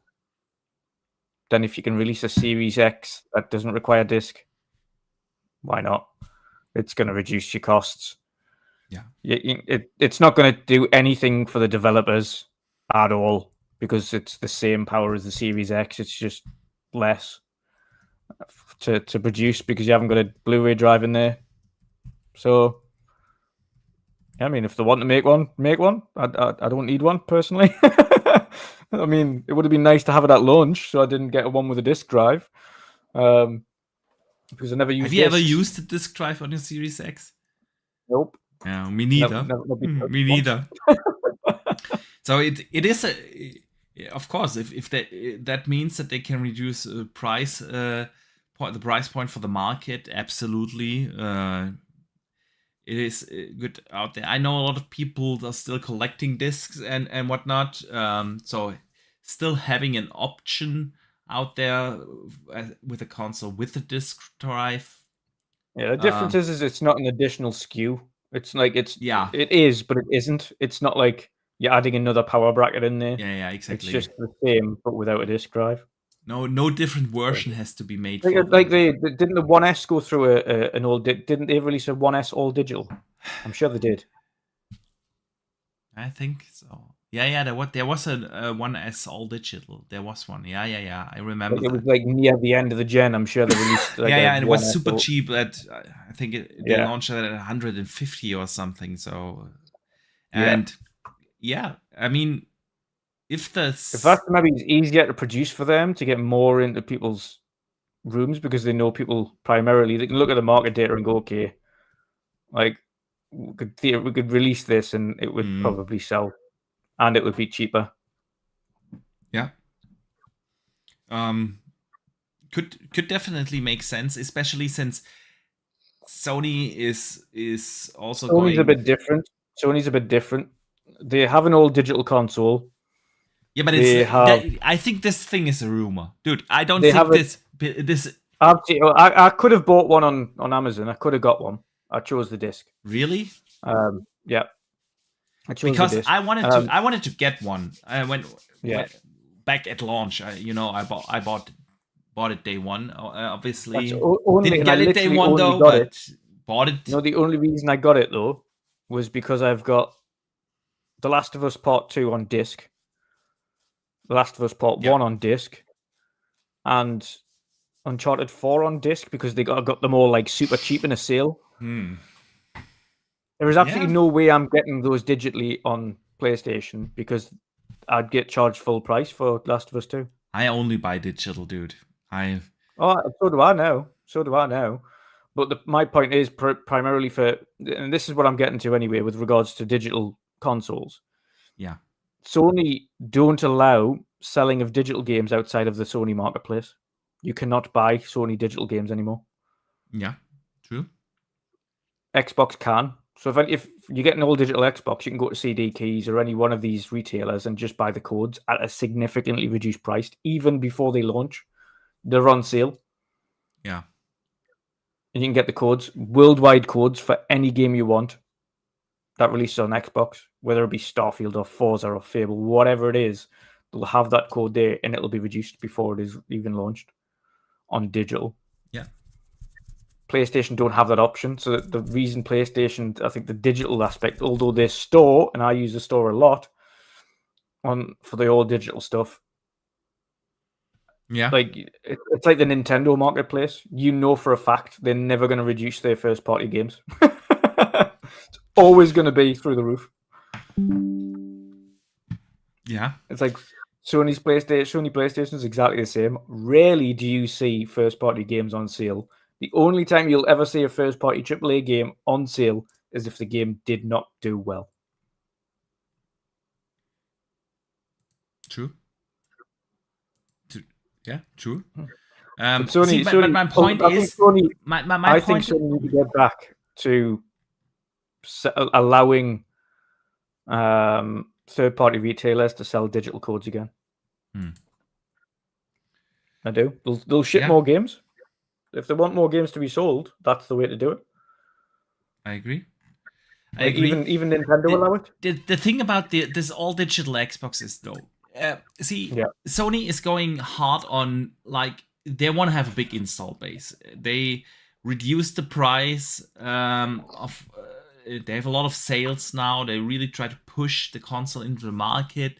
From all we hear, is they have also the PS5 Pro coming. I still believe there's going to be in Series X Pro, but the thing is, Xbox wants to keep up with those price reductions, and for that they have to find a way to make the Series X for them cheaper. If all digital is an option, why not? I think a lot of people would buy that if you could. The Series X is now $550 here in Europe, mainland Europe. I'm not sure what it is in the UK. in pounds, but it's 550 euros. If you could reduce that price point to 450, it would definitely help them to be competitive towards a PlayStation. So yeah, 479 in the UK. okay, there you go. If they can bring that down to, let's say, I don't know, 400 or something, yeah, pounds in the UK, 450 euros in mainland, and that's on an official store, not one of these weird $450. ones where you can't really trust them. Yeah. So yeah, man, it is. It would be definitely an option to be a little bit more competitive here. So yeah, why not do it? Maybe combine it with with a slim version, or I don't know. There's a lot they could do. There's a lot they could do. Just hoping that Xbox finds their spirit again for focusing a little bit more on consoles. And it still baffles me, dude, that they don't have like a custom console for Starfield. Like, they have the insane controllers, they have the really cool looking headset, they have that stuff, but not the console. It's weird. Just, but yeah, man, good stuff here. Let us briefly talk about something that I've seen a lot of people talk about in the chat here today. And that is that the FTC has filed an appeal against the Microsoft Activision deal. It is super weird. Super weird. They tried that before. They failed in court twice. And it still won't give up. Dude, what do you make of this? What's this for? Oh, the FTC. It's not going to go anywhere. So, I mean... yeah. They can appeal all they want. It doesn't mean it's going to go anywhere. I think it's a waste of time and a waste of resources for them, to be honest. Because it'll just be rejected. It will. No doubt. The only thing that Xbox really hardly needs to worry about is the CMA thing, and I think that this is more or less a formality, although it's been getting quite silent lately. But I expect within the next couple of weeks, one day would just wake up and bam, there it is, deal done. The FTC, I don't know what they are thinking. They would just want to delay more. They know that they won't win. It's just a delay strategy. So, it has been. It's not even going to delay it though, because Microsoft can close. Yeah, exactly. That's the thing. It's not even a real hard worry for Microsoft. They can just close over it. The deal got approved anyway, so it makes no difference. Yeah. The deal got approved, by the way, this week in New Zealand too. So, yeah. Yeah. Yep, another one bite the dust. There we go. So yeah, I don't know what the FTC is thinking. If anyone in the chat knows, let us know. We have no idea. No idea what goes through their head. So listen, man. Call of Duty. While we are at ABK, Call of Duty got teased with an August reveal, like 5 days before Gamescom opening night live. They will have the official reveal of Call of Duty Modern Warfare 3. It will get a November release date. They also announced that most of your content that you collected in Modern Warfare 2 will carry over to Modern Warfare 3, like weapons and cosmetics, which is cool to see. Good for the people that invested time and money into Call of Duty Modern Warfare 2. Now, there was an interesting thing on Twitter. Both accounts, Xbox and PlayStation, reposted. It will be always retweeting. That's it. You're getting into it now. No, I'm not. It's going to be retweeting forever. So both of them retweeted the announcement, the teaser of the official Call of Duty account. And even though the PlayStation official PlayStation Twitter account has 10 million more subscribers, it got double the amount of likes on the Xbox tweet. So it looks like, dude, a lot of PlayStation fans seem to be mad. And I wonder what it means for Xbox, because most likely the deal will be done by November, by the time that this game comes out. I don't see a world where this is not going to happen by then. So this will be the first Call of Duty published under the Xbox umbrella. Mm-hmm. And I wonder if Sony will still have the marketing rights for it. Because it is what it is. Jim didn't have much leverage anymore. After the FTC lost twice in court, after the CMA and CAT hearing took place, or right before that, the Sony didn't have much leverage anymore. They signed the deal after complaining about this deal and how they will not be able to compete anymore, and it will be the end of PlayStation, and Jim taking express flights left and right to complain to regulators around the world. Yeah, after 1.5 years of this, they immediately signed this 10-year deal. It was only for Call of Duty, not for everything. It was only for Call of Duty, against what Microsoft originally offered. If you remember, the original offer after the announcement that they want to start the acquisition, they offered them like 5 years of all Activision games. You know? And this time it's just Call of Duty. They got the 10-year deal like everyone else. But I wonder, dude, did Phil go into this meeting room and say, Jim, my good friend, you lost, dude. If you want this 10-year deal, you are giving us the marketing rights back. So, or something similar like that. What do you think? Will we see this Call of Duty game now under umbrella? Will it be already somehow under Microsoft's flag? And if so, what do you expect, dude? It's a strange one, isn't it?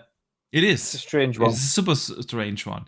I mean, I think part of the discussions around, and we've heard it from Jim Ryan as well. He said, "Listen, if this is going through, I don't see a valid reason as to why we should continue to market that game.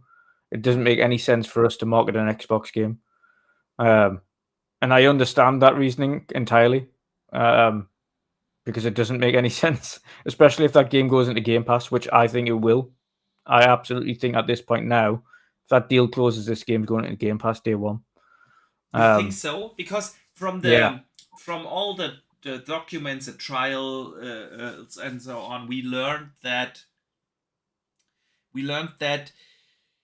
according to the deals that Sony already has, the earliest Call of Duty can come to Game Pass is 25. That's if the agreements are still in place. Exactly. Yeah. You think they removed some of these agreements, whether it be the Game Pass block or the marketing deal or something? You think so? I think as part of this 10-year agreement, Sony renegotiated those structures to say we don't see this as a benefit to us. Essentially, having advertising a Call of Duty game, and when you boot it up, it's got Xbox's logo on it. Yeah. We will definitely see that, dude. This is the least we will see is when you boot up the game, you will see the Xbox logo on PlayStation. Yep. So I think as part of the 10-year negotiation, there will have been further discussions as to, okay, we don't, as Jim Ryan said, we don't see this as beneficial to us on a marketing standpoint, because we'll still get the same amount of gamers, we've still got the game, but why advertise a game where we have almost zero exclusivity for anything on that game? Yeah. For what reason? Like, they're still going to get the sales, they're still going to get the same figures. It's like they're just advertising an Xbox game for the PlayStation. That's like Microsoft doing full-on advertisement for MLB The Show. Yeah. True. I mean, you could they're also going to say it's in Game Pass, but that's it. Yeah. You could also bring the counter argument that Sony has Call of Duty marketing rights for the next 2 years, right? This year and next year. The next 2 Call of Duty games. They still have the marketing rights. For the last time, they can attach PlayStation's name to Call of Duty with that. They could try, but as soon as they boot up the game, it says Xbox. Yeah. Yeah, but still. And the box will have Xbox Game Studios on it. Yeah, I mean, I'm with you. I think that I truly believe that Xbox went to the table and said, well, listen, you get a 10-year deal. You will get Call of Duty.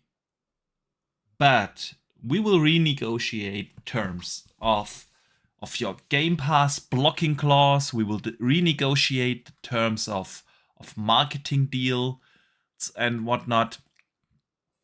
So you would put your eggs in the basket of, okay, this game comes to Game Pass. I want to hear the community on this. Yes, and another reason for that is, unlike any other deal in history, this one has been on actual main news. Like, it's not like just nobody's heard that this thing's happening. It's been on like BBC Worldwide about Microsoft buying Activision, and it's called the makers of Call of Duty, and it's going to be an Xbox game and so on. So everybody knows about it. Everybody's seen the news. Everybody knows they're buying Call of Duty. So everybody at this point knows Xbox is going to own Call of Duty. Mm-hmm. So what benefit? How can PlayStation possibly turn that around to attach their name to that game, even with advertisement? Yeah. I mean, this deal is so big that, like you said, a lot of regular news sites report on this. This is something that even the casuals will get notice of. You know, we talked about this earlier. The gamers that only play their Fortnites, FIFAs, and Call of Duties on PlayStation. Even they will hear of this deal. But then it is what it is. There are contracts signed. I don't know. Sony is they through this entire deal, they have not played this smart. They really haven't. So I'm not sure. So, honestly, because if Jim just plays like, you know, the angry guy now, and well, I lost. I wasn't able to block, but I will keep this. I will keep this to myself for as long as I can. I don't know about that. It would be awesome to see it, though.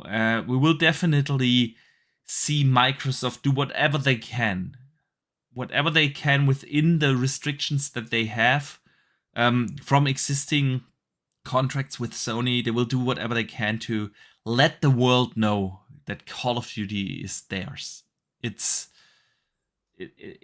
just gonna happen. Do you think we will find out during the reveal or opening night live?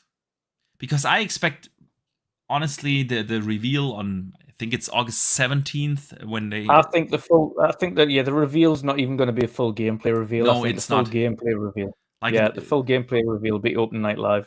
Yeah, exactly. You think? So I think we'll find out today. Yeah, absolutely. I mean, with a little luck, the deal will be done by then. It'll be hilarious if we're sitting in the studio and you see the Xbox symbol come up as soon as Call of Duty boots up on the screen. Yeah. Xbox. You're like, oh dear. Oh dear. Oh dear. Yeah. Do we know if Take-Two is going to be at Gamescom with a booth? I don't think so. I think. You don't think? I don't think so. What have they got to show off?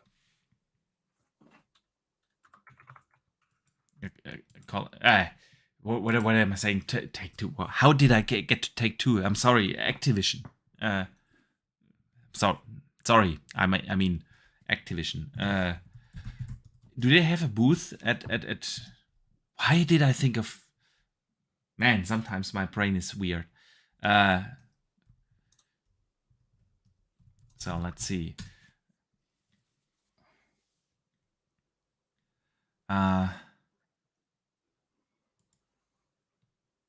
There we go. And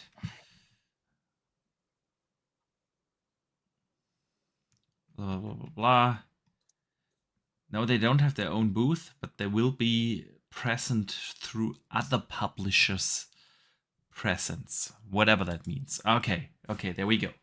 So yeah, we'll see, man. It's exciting to see. It could happen, dude, that within the next 2 weeks before Gamescom, this deal is finally closed.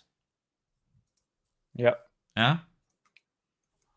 Yep. Maybe it's after by the end of August. So I think it'll be before that. Yeah. We shall see. Let's see here. Our community in the chat. Will Call of Duty come? Modern Warfare 3, this year's Call of Duty, come to Game Pass? Let's see how they voted. Or let's leave the poll in there for a couple of seconds because we always have this delay when streaming to YouTube, of course. To get the final votes in there. But yeah, it's a close call here in the community. So far, 52% say no and 48% say yes. Gonna leave that poll in there for a minute or two, but yeah, it is a more or less 50-50. Yeah. We shall see if Call of Duty 23 Modern Warfare 3 comes in there. So yeah. WeroBo 2024 in the chat says, hit the like button. Yeah, absolutely, guys. That would be awesome if you could show us a little support. We have a full chat here today, which is absolutely awesome. So do us the favor, hit the like button. And if you're new here, consider subscribing. Would be absolutely awesome of you guys. So let's move away from Call of Duty for a second and let's talk about streaming. Because Sony actually starts to test cloud streaming. And it supports up to 4K resolution. And it not only allows you to stream the PlayStation Plus games, but also in the beta selected titles that you own on Xbox. On PlayStation. On Xbox side of things, you can't do that.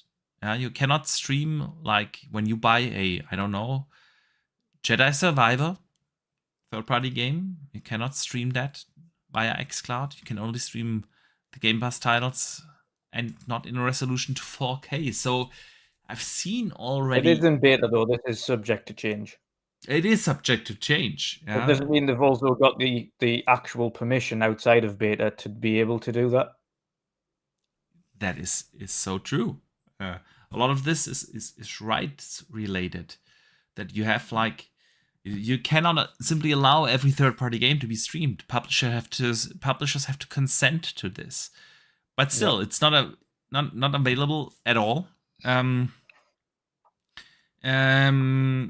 of course, and even the 4K thing is a great option, but you've got to have the bandwidth for it. Yeah, you It's can. nice. Just like with Stadia. Stadia also supported that. Yeah. It has been a feature, though, requested by the Xbox community a lot when it comes to cloud streaming. Yeah, better It's resolution. definitely hard. I mean, it absolutely needs improved on Xbox without shadow of a doubt. It does. The resolution absolutely needs change because it does look, especially if you try and cloud stream on a big screen, it looks blurry, smudgy. Yeah. It needs to be better. But with that said, the PlayStation thing's in beta. We have absolutely no idea how good or how reliable this is on mass scale. No, It we could don't. work absolutely fine in a little contingent of 1,000, 2,000, 3,000 people, but as soon as you get it in the hands of 1 million, it could absolutely break. Yeah. I mean, that's And what betas are they're for. only putting Yeah. it in beta to limited premium PS Plus people. Yeah. So we'll see how it plays. I mean, that's also something Xbox does. You have to be subscribed to Xbox Game Pass Ultimate, highest tier. Yeah, or preview. No, you just go into preview with the preview thing, and you get access to everything in testing. What do you mean? If you're in the alpha ring, you go into yeah. Okay. Yeah, everything in like you don't even have to be a sub for that. You can just go into that and you can test all the new features. Yeah, no, now I got what you mean. Yeah, but so it will be interesting to see. We've heard a lot of different discussions about cloud gaming lately because, well, not a lot of people seem to use it actually. Yeah, we've heard the numbers in the UK. Yeah, like less than 10,000 people actually use it in UK. We've seen it here and there. Now that Sony does it, yeah, I've seen, of course, the fanboys out there like, oh, they show Xbox how it's done right. They got 4K. They got other games that are not in the subscription be available there. And while I do get that, but they have to show and prove that their technology actually works because xCloud has improved significantly. It is a very, very good streaming service now. Latency is down, responsiveness is there. It is a good. The image quality has improved significantly over the last years, and Sony has to prove that, like you said, not just on the load, but in general, that their technology actually works. It's cool to have 4K, but if you have like latency like crazy, it's not going to be a fun experience, and they have to prove a lot in that regard. And it's another thing where you can just tell, okay, the industry defining features that a lot of people made fun of are now adopted by Sony. Xbox really, over the last gen, if you think about the Xbox One generation, you can argue about lack of first-party titles and whatnot, but they have been moving the industry forward. They were the ones that introduced backwards compatibility, and to this day, no one does it as good as they do. Yeah, with FPS boost and HDR and everything. That's what they introduced. They introduced cloud streaming. They introduced subscription services in gaming with Game Pass. I know there have been other subscription services before, like EA and whatnot, but Xbox were the ones that really, as a platform holder, pushed that and made it a thing. Yeah. And if you look at Sony, it kind of feels like they're always 2 years, 3 years, 4 years behind that. They eventually adopted backwards compatibility to some degree, never to the same quality. They adopted eventually to Game Pass with PS Plus, but not to the same degree. They still don't have day and date, and it's just not. If you look at both services, they are not. Xbox just does it better. It's what it is. Game Pass is the better service. It's not that PlayStation Plus is a bad service. On the contrary, I still think if you are a PlayStation only gamer, you can subscribe there. You get a lot of good games, no doubt. But it's with the lack of day and date, it is just not comparable. And now Sony copies this approach of streaming. I mean, obviously, Dutch, they will eventually bring that also to their Project Q. Yeah, that's gonna be their thing. Having like their own streaming handheld, So yeah, it's not that I see like these moves where I say, okay, we are pushing the industry forward. You could argue about VR. That's the one thing that they did that Microsoft waited upon. But then VR is a different beast on PC. Yeah, they actually have games. VR2 is dead by now. This is a dead system. There's simply no content for this. So when I look at the things that actually move the video game industry as a whole forward, the console industry in particular, yeah, those moves have been made by Microsoft. And you could even go back way more than the Xbox One generation with backwards compatibility with Game Pass and cloud streaming. You could go back to the 360 days when and OG Xbox days. They were the ones that achieved that introduced the achievement system. And everyone, except Nintendo, adapted to it. You have that on Steam, you have that on PlayStation, you have that everywhere. This achievement system. Microsoft were the ones that made online multiplayer on console a thing. Yeah? Xbox Live. It wasn't PlayStation, it was Microsoft. And when you look at the original vision of the Xbox One, you could argue about the TV thing. But the actual idea of starting to create digital libraries and whatnot, that's where we are now. And they had that vision 10 years ago. So when I look at this, the industry moving forward, like introductions of new systems, mechanics, technology, whatnot, I didn't see that from Sony in the last 15 years. I've seen that from Xbox. I don't know how you feel about this, but it feels like just Sony is trying to play catch up here. Obviously, if cloud streaming is going to be a big thing, they kind of need to dive into this. And even with console gamers, platform holders going outside of their console ecosystem, like Play Anywhere, Xbox has introduced that. Everyone was hating on Xbox. There's no reason to get console anymore because I can play my games now on PC. And what did Sony do? They copied it. And yeah, I kind of wish that Sony would have like these industry-leading ideas. They've been very consistent in what they do, but they did the same thing for the last 20, 25 years.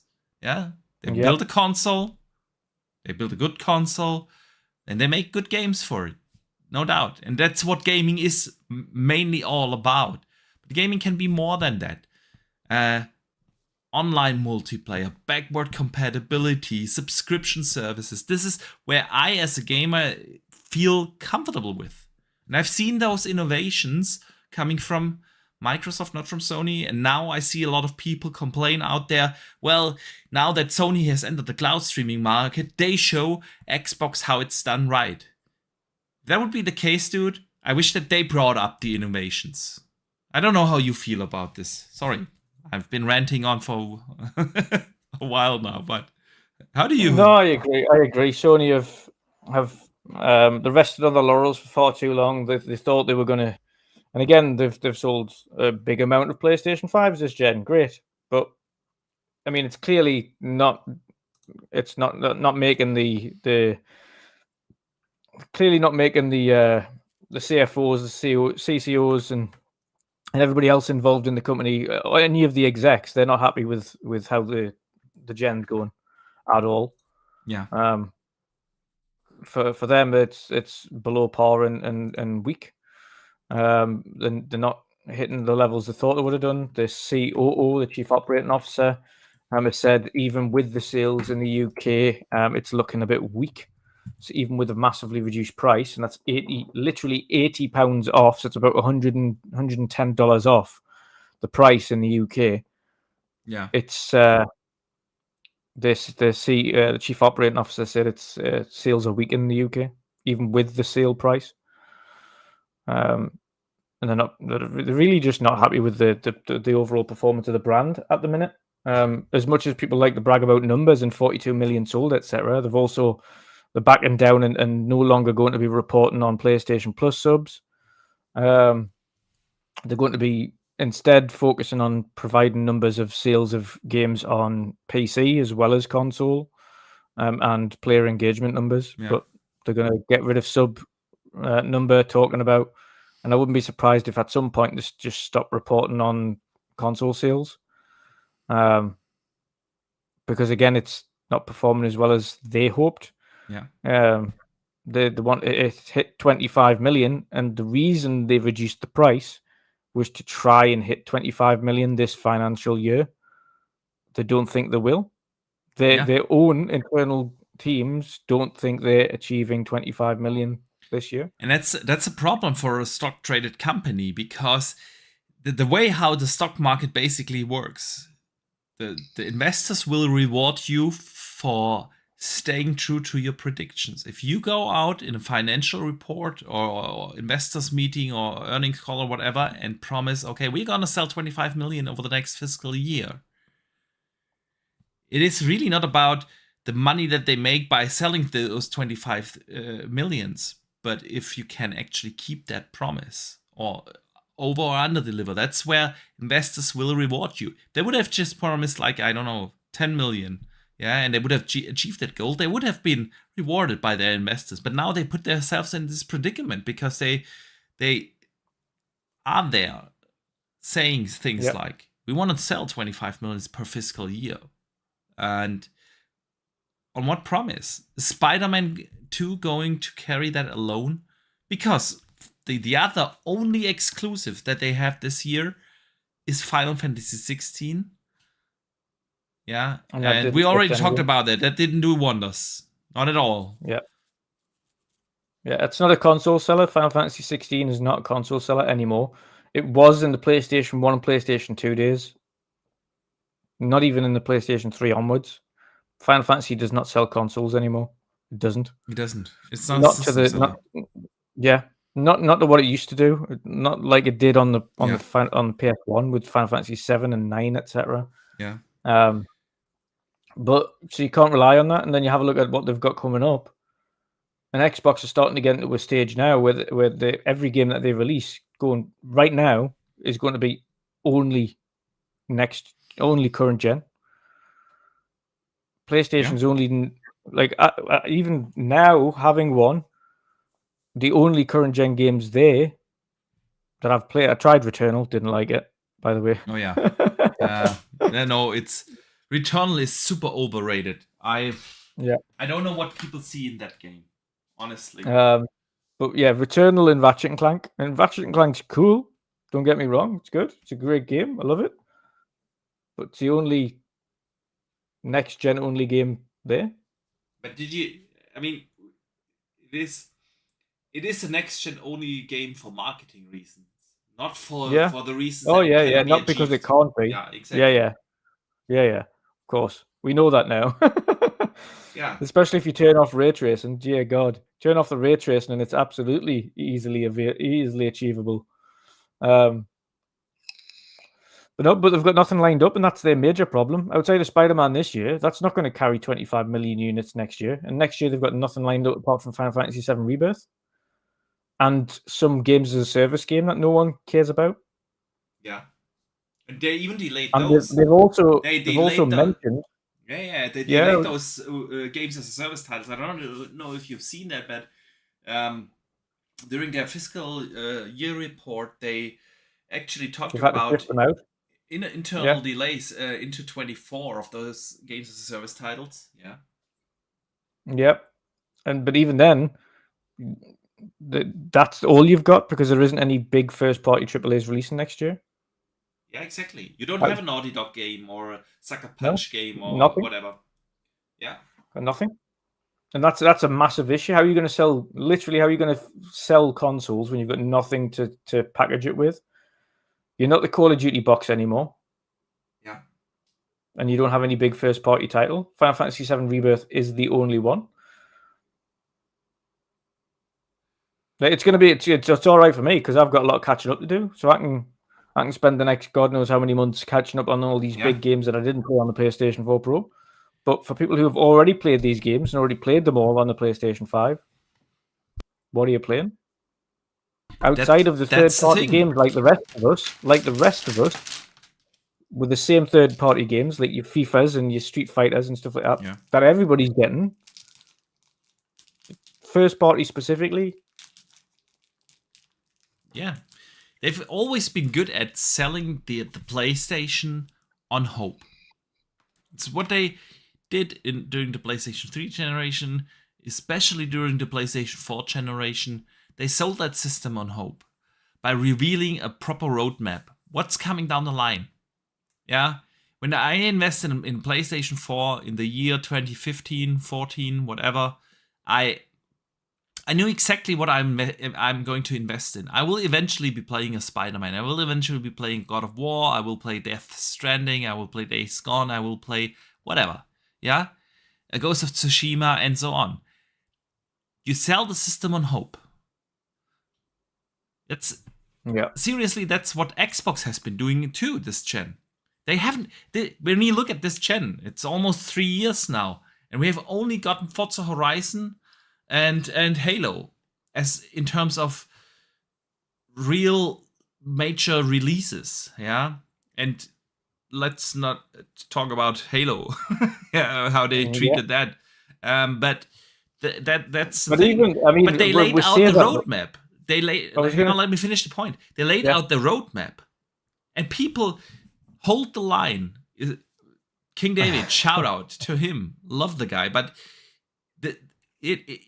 why is this so precise? Because people know that eventually we will get the Hellblade, Avowed, Fable, Starfield, and so on. Yeah, we will get those games. We know State of Decay 3 and so on. We know about that. We know that a good roadmap is coming. You just might have to wait a little longer than you like it, but and that is healthy. But they sell that system on hope. Yeah, and PlayStation doesn't have that anymore. They had a good start in the generation. When you look at the last 2 years, you can't complain. They had real good games. God of War, Horizon, Forbidden West, Ratchet and Clank. They had Miles Morales. They had Demon Souls, and so on. They had good games. But this pipeline is running dry. We get one good game this year with Spider-Man. And then, like you said, Jimbo only teases games as a service titles that no one cares about. And that's it. That's just the hope that they need to sell the PlayStation now going forward. And if Xbox plays their cards right and actually starts to do what they always promised us to do, release regular cadence, quality games, Starfield this year, Forza this year, Stalker probably this year. Next year we get Avowed, we get Hellblade, we get 2 other releases. It's gonna be a different story, dude. Yep. You wanted to make a point, though. To be fair, I forgot what I was trying to talk about there. Sorry there. It's all right. No, you're on a roll, so that's fine. No, I think ultimately we agree. It's a case of the cadence isn't there. They've rested on the laurels for too long, and now they've got themselves in a bit of a muddle. Xbox took the hit earlier on in the gen, and even with Halo not hitting the way it should have done, it still had upwards of 10 to 20 million people playing it. And you also Forza Horizon with 32 million plus playing it now. Like, they're still getting the numbers playing the games. And if you have a look at the amount of people that have invested in the console, like, You've got the vast majority of people that have played on Xbox playing the games. And you can't That's live what- off. That's what matters. Yeah, exactly. And you can't live off of console sales alone. You have to sell the content. Of course, a bigger install base helps. You have potentially more customers to sell your Yeah. games to. But you actually gotta have games. Yep, exactly. Yeah. That's the thing. Yeah, Dutch, good talk. But we are already 2.5 hours into this show, so Dutch, I want to bring it over to the community questions. This is the part of our show. We have it every week where you can write in questions up front, or topics, or anything you want us to discuss. Each and every Wednesday we post on Twitter, on YouTube here, and you can also enter, of course, on Discord or wherever, and ask us stuff. And see, Money Mario Cat Madman did this week and asked, will Call of Duty, Modern Warfare 3 and Diablo 4 go into Game Pass this year? So we talked already about Modern Warfare. We have the poll still up in the chat. Our community, and I'm going to close it now, says 44% say no. Yes, and 55% said no, it's not going to be there. But what about Diablo? Are we going to see Diablo this year in Game Pass? Oh, yeah. Yeah, I think so. I think so too. More towards Christmas time, like November, December. Because Blizzard can say to their heart's content that game's not coming to Game Pass, but it's not their game to decide on at the end of the day. As soon as that becomes Microsoft property, that's going into Game Pass. All they said is that they don't have currently plans to do so. Yep. Plans change. When you have a new owner, plans change. And at the end of the day, a lot of people are still playing Diablo. Yes, still. But as soon as Starfield will come out, and then Spider-Man, and Alan Wake, and Assassin's Creed, and Avatar, and player numbers will decrease. Then we will have like season, around November, December, we should expect season 3. Yeah. You want to boost the numbers. And it's perfect for the Christmas time to have such a game going to Game Pass. It will boost the Game Pass numbers significantly. So, yeah, dude, I could see that happening. I could definitely see that happening. Necro Ramos writes in and asks, how do you typically play xCloud? On console, phone, or tablet, PC, or Rock Ally? So, console when I have. Okay. Just to test the game quickly or play a game that I can't be bothered to download or free up space for. Or if I want to try a game that's just dropped into Xbox Game Pass that I don't know whether or not I want to free up space for. I've never used xCloud like that. I just haven't. I played a lot of xCloud, honestly, on the phone. I have one of these controller clips, to put your phone on and have that next to my nightstand, so I can play xCloud in bed when the wife is reading her book or watching her series or whatnot. Yeah. But ever since I have the Ally, I haven't played xCloud, honestly. Like local gaming is just better. Point. Yep. So Omatoni writes in. And I actually really do like that question. It's a cool one. How did you first start listening to gaming podcasts? Did you follow the big IGN shows or start with community podcasts? I started searching for entertainment during my long commute and have been listening to gaming shows now for the past decade, even though before I thought podcasts were so lame. I'm really impressed with the community that has sprung up these past few years. Thank you for everything week to week. So first of all, thanks for the compliment and glad you enjoy our podcast here. But Dutch, yeah, what did you get into gaming podcasts? I have no idea. We never talked about this. For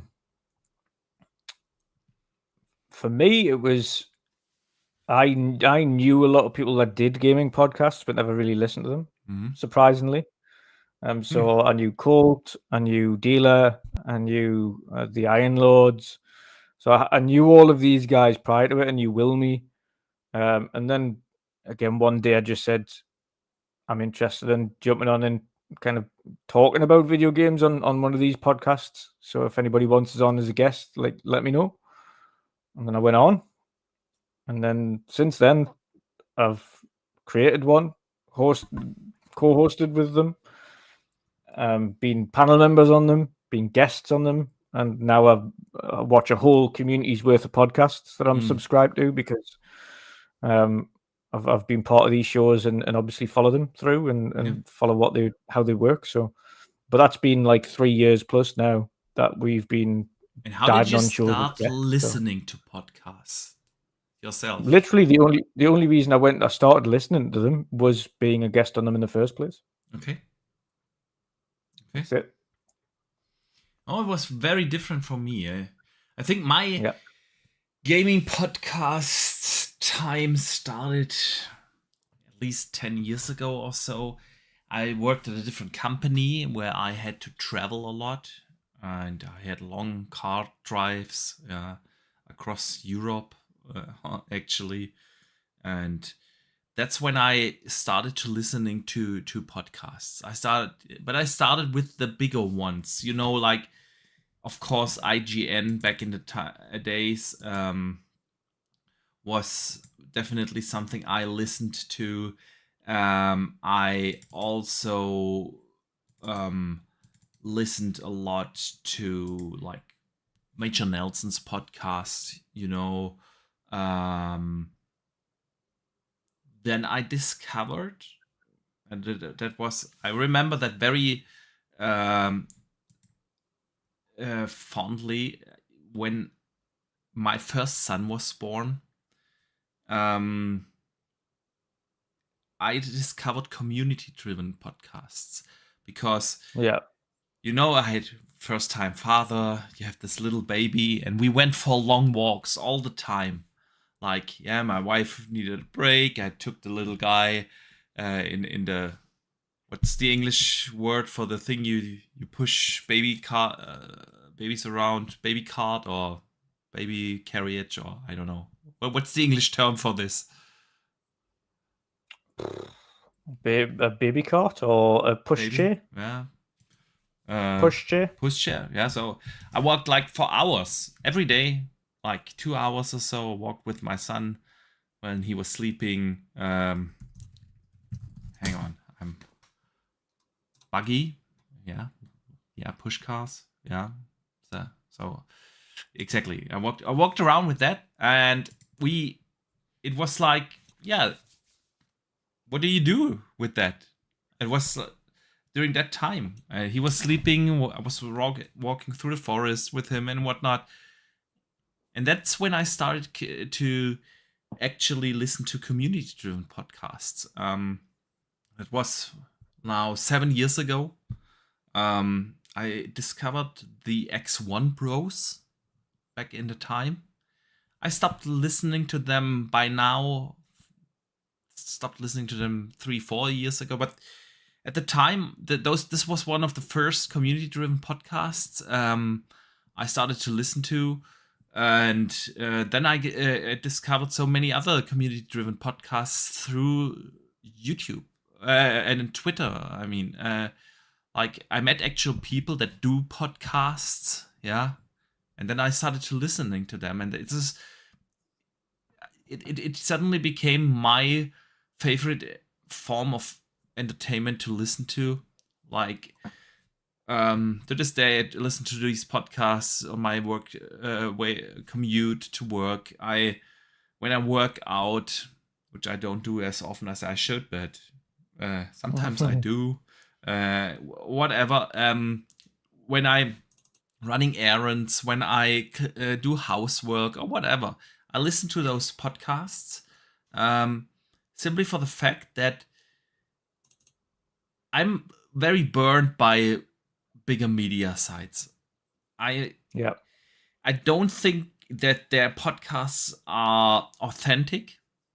A lot of those so-called journalists or media people, they don't really know what they are talking about.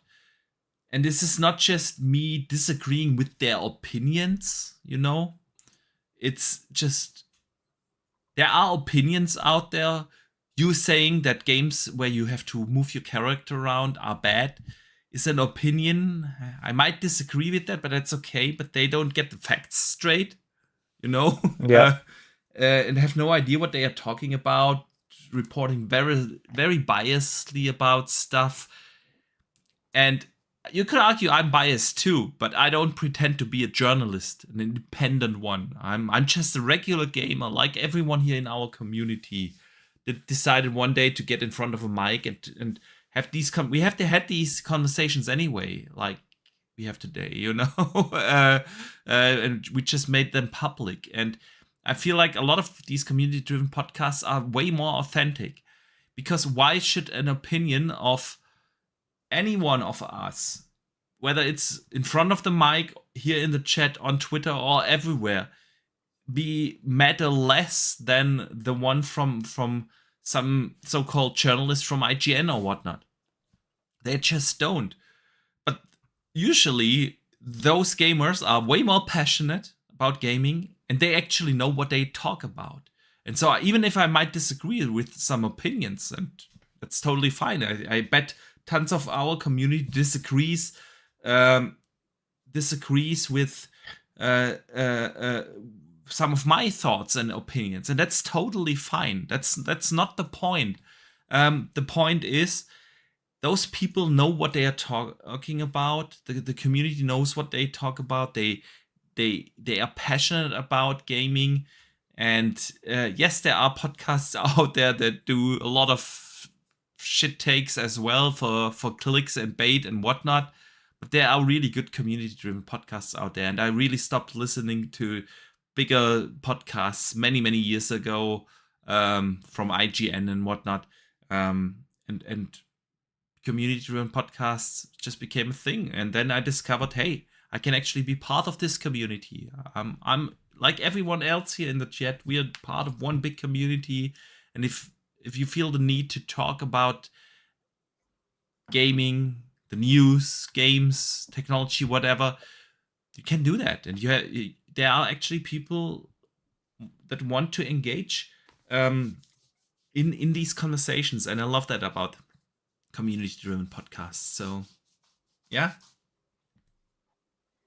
Yep. That's how I started to listen to podcasts. So very good question here. Love it.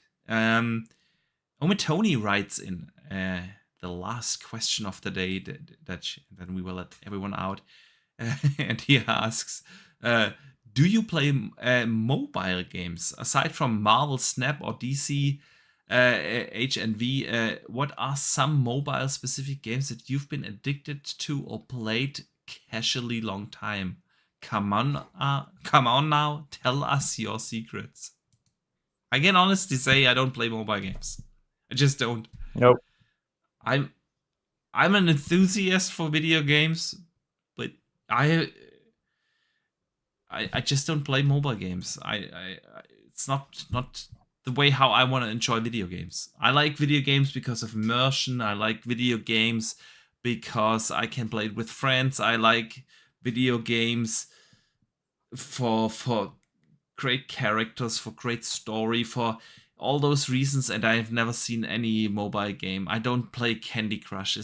If I have time to play a game, then I'd rather pick up something on my Xbox, on my PlayStation, on PC, or wherever. But not games like that. I don't know. How about you, man?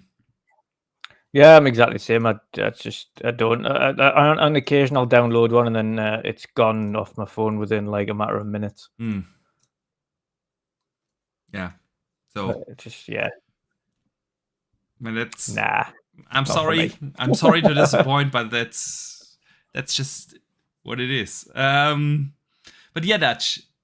With that, I want to come to an end of the show. It has been an absolute blast again talking to you. Our community here has been on fire. The chat has been on fire today. We had over 100 people watching us live concurrently here, which is fantastic. We super appreciate you guys. Yeah, Dutch, next week is going to be the last podcast before we leave for Gamescom. Yeah, it is. And it's gonna be exciting, man. It's gonna be exciting. So, yeah, let everyone know where they can find you and, of course, what you've coming up, man. Indeed. So, so next week, the last podcast that we've got before Gamescom.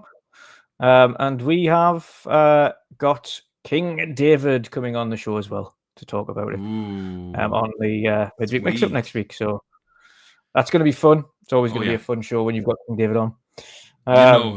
You know it. Absolutely. But of course, I'm going to dedicate next week's show prior to Gamescom about our final predictions for Opening Night Live, Gamescom, what we see for that and everything. So we're just going to have a bit of fun about it and see what we think about we'll see at Gamescom. But yeah, other than that, you'll see me back here again for the World of Gaming. Sweet. So yeah, guys, I want to say a big thank you again to our awesome community. A big thank you for all the super chats that came in. We super appreciate the support. And of course, a big shout out to our channel members that support us on a monthly basis here. Couldn't run it without you guys. Super appreciate it. Bless you. Sorry about that. Gesundheit. Health.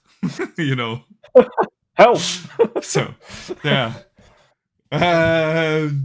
And yeah, again, thanks for showing up here today. It's been an absolute blast. We hope you enjoyed the show as well. Big shout out, of course, to the listeners on Spotify and Apple Podcast, and the one guy who listens on Amazon Music. So, that one guy.